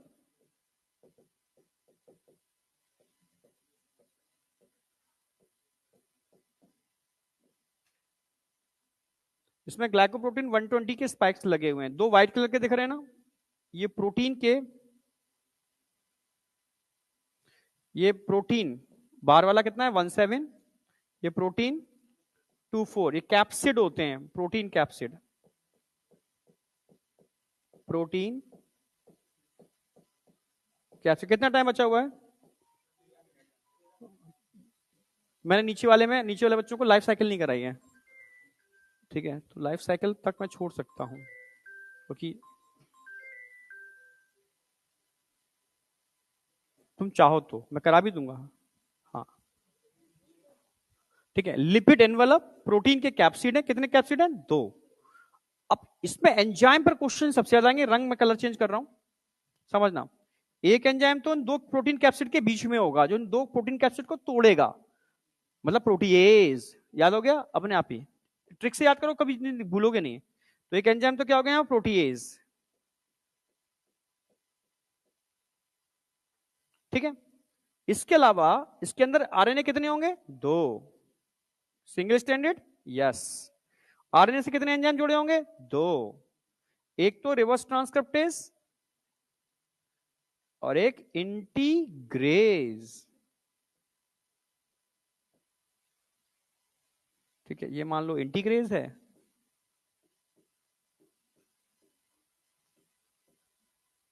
जो इसको इंटीग्रेट कराएगा दूसरे जीनोम के साथ, जो इसको इंटीग्रेट कराएगा दूसरे जीनोम के साथ, वो इंटीग्रेज है। रिवर्स ट्रांसक्रिप्टेज जानते हो, जो आरएनए से डीएनए बनाए, क्योंकि आरएनए जीनोम है उसका।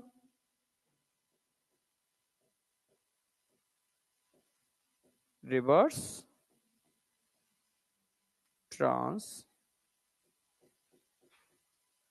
ट्रांसक्रिप्टेज। अच्छा, इसमें आरएनए के मॉलिक्यूल कितने होंगे, एक या दो? 2 होंगे।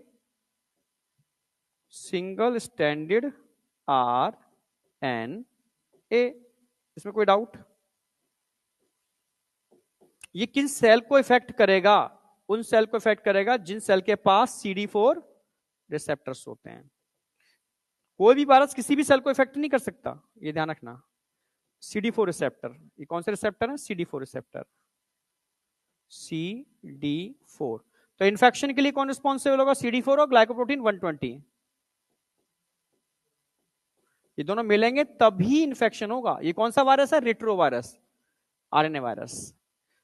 ये रिसेप्टर किन सेल के पास होते हैं? T4 या टी हेल्पर, एक ही बात है। टी हेल्पर को T4 बोलते हैं क्योंकि CD4 रिसेप्टर्स होते हैं। और कहां कहां मिलेगा? मैक्रोफेज। अब बताओ समझ में आई या नहीं आई? ये बेसिक बातें समझ में आई? अरे बोलो तो सही भाई। हर किसी में इसका इन्फेक्शन नहीं होता, ये उन्हीं सेल में इन्फेक्ट करता है जिनके पास CD4 रिसेप्टर्स होते हैं। CD का मतलब होता है क्लस्टर डिफरेंशिएटेड मॉलिक्यूल्स। ये 2 टाइप के होते हैं क्लस्टर डिफरेंशिएटेड मॉलिक्यूल, 4 और 8।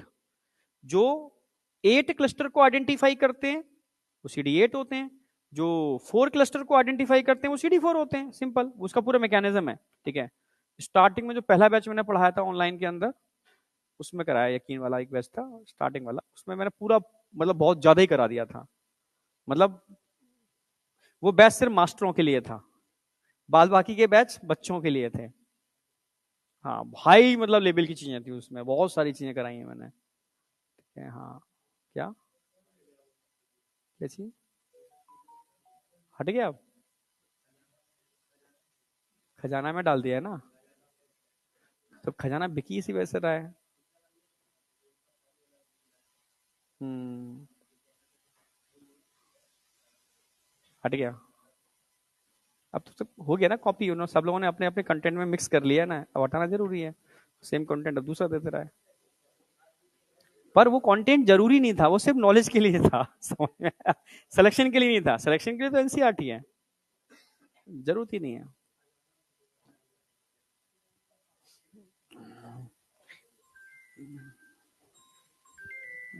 अरे यार, एक मिनट उठा लो फोन, जरूरी है, बहुत जरूरी है।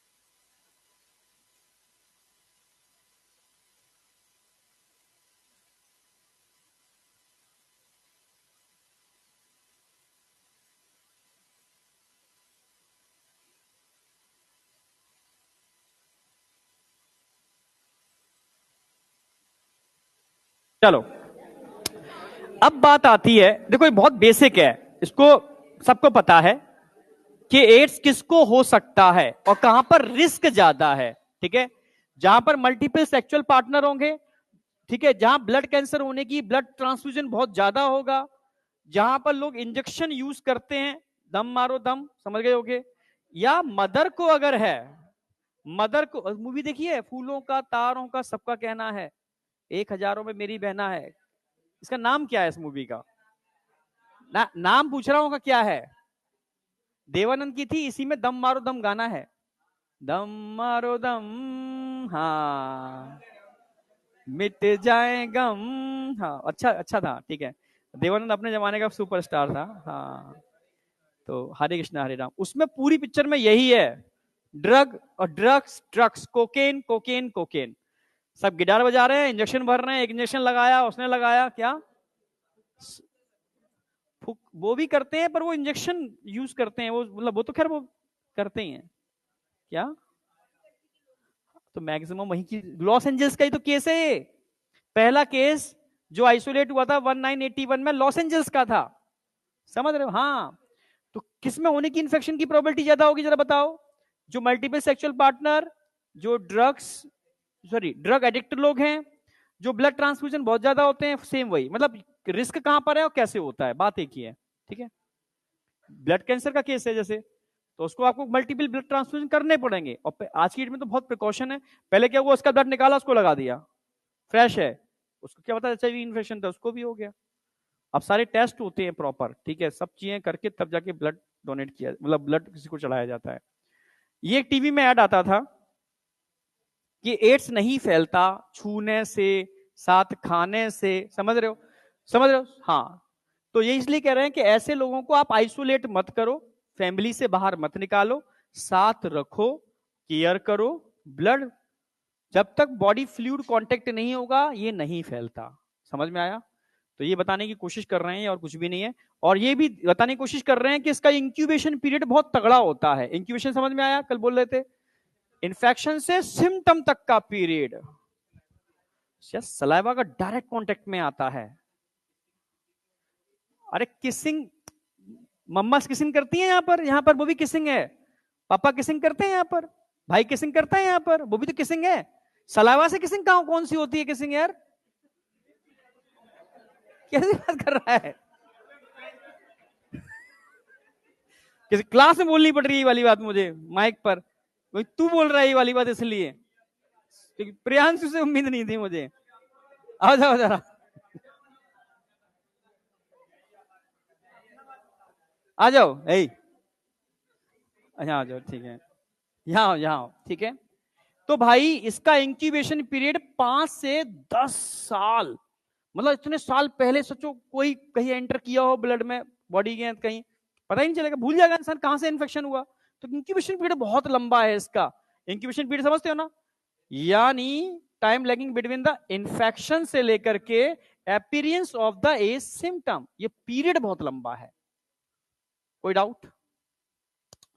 तो ये अब एक कहानी हमारी खत्म होती है, अब स्टार्ट करूंगा मैं इसकी लाइफ साइकिल, एग्जैक्ट टाइम पे खत्म कर रहा हूं, टेंशन मत करो। लाइफ साइकिल में आज नहीं पढ़ाऊंगा, नहीं, क्योंकि लाइफ साइकिल, वैसे लाइफ साइकिल में है कुछ नहीं, ठीक है कुछ नहीं, पर उस नीचे छोड़िए बच्चों को, इसलिए छोड़ रहा हूं मैं बस, है कुछ भी नहीं। ठीक है, क्योंकि ड्रग्स तो मैं वैसे भी, क्योंकि जब मुझे बताया जा रहा है कि आप आओगे तो 2 घंटे की क्लासें होंगी, आप जब आओगे खत्म हो जाएगा ना, हाँ, तो 2 घंटे की क्लासें होंगी, तो 2-2 घंटे की 6 दिन रहेंगे, अभी 3 दिन है ना, अब 6 दिन रहेंगे, तो मैं 2 घंटे की क्लास होगी तो फिर इनऑर्निक का, तो शायद बीटी से क्लास हट जाएगी तो उनको मिलेगा कुछ ना कुछ तो होगा ना। ठीक है, तो आज इतना ही रखते हैं, अगले टर्न पर 2 चीजें और, एक चीज हो रही है पूरी इवोल्यूशन, इवोल्यूशन आपको नोट्स नहीं बनाने, सिर्फ कहानी सुननी है और कुछ पिक्चर की स्टोरी सुननी है मेरी, समझ रहे हो ना? जैसे डे आफ्टर टुमारो, 2012, याद आ गया?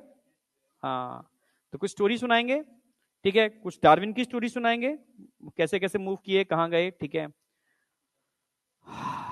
अरबियन कंट्रीज के कुछ लोगों की स्टोरी सुनाऊंगा मैं, ठीक है, समझ रहे हो, लॉ ऑफ डोमिनेंसी, चीज सब चीजें आ जाएंगी, कुछ जेनेटिकल चीजें, और हार्डीविन वर्क का मैं पूरा प्रॉपर क्वेश्चन करवाऊंगा, 2-4 क्वेश्चन करवा दूंगा, तो उससे बस क्वेश्चन आएंगे जेनेटिक्स में। यहाँ थ्योरेटिकल क्वेश्चन आता है, पर मैं क्वेश्चन वाला भी करा दूंगा, तो तुम्हारा जेनेटिक्स तुम्हारी कंप्लीट हो गई होगी तब तक मुझे लग रहा है। नहीं, फैमिली चालू होगी, इसके बाद इवोल्यूशन के बाद बायोटेक करूंगा। हाँ, फैब में होगी। नहीं नहीं, बायोटेक बाद में होगी, अभी मैं इसकी बात कर रहा हूँ।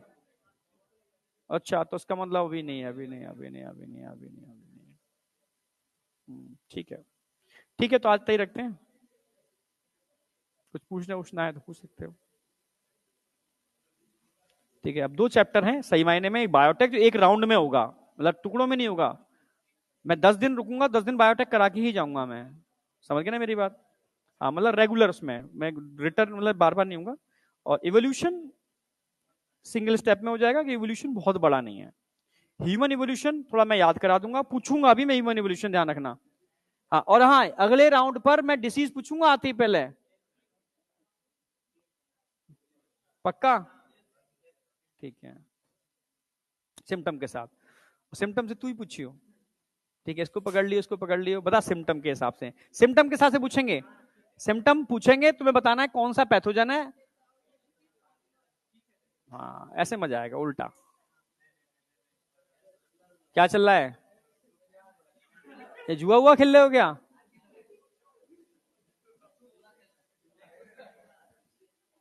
चलो इतना ही रखते, thank you, all the best. इतना आप कर लेना एक बार, ठीक है। और कल शाम तक हो सकता है मैं आपको वो सीरीज दे दूंगा पेपर, तो लगा लेना। मंडे और ट्यूसडे को है मेरा वो, तो कल और परसों 2 दिन में मिल जाएंगे वो, है ना। और ठीक है।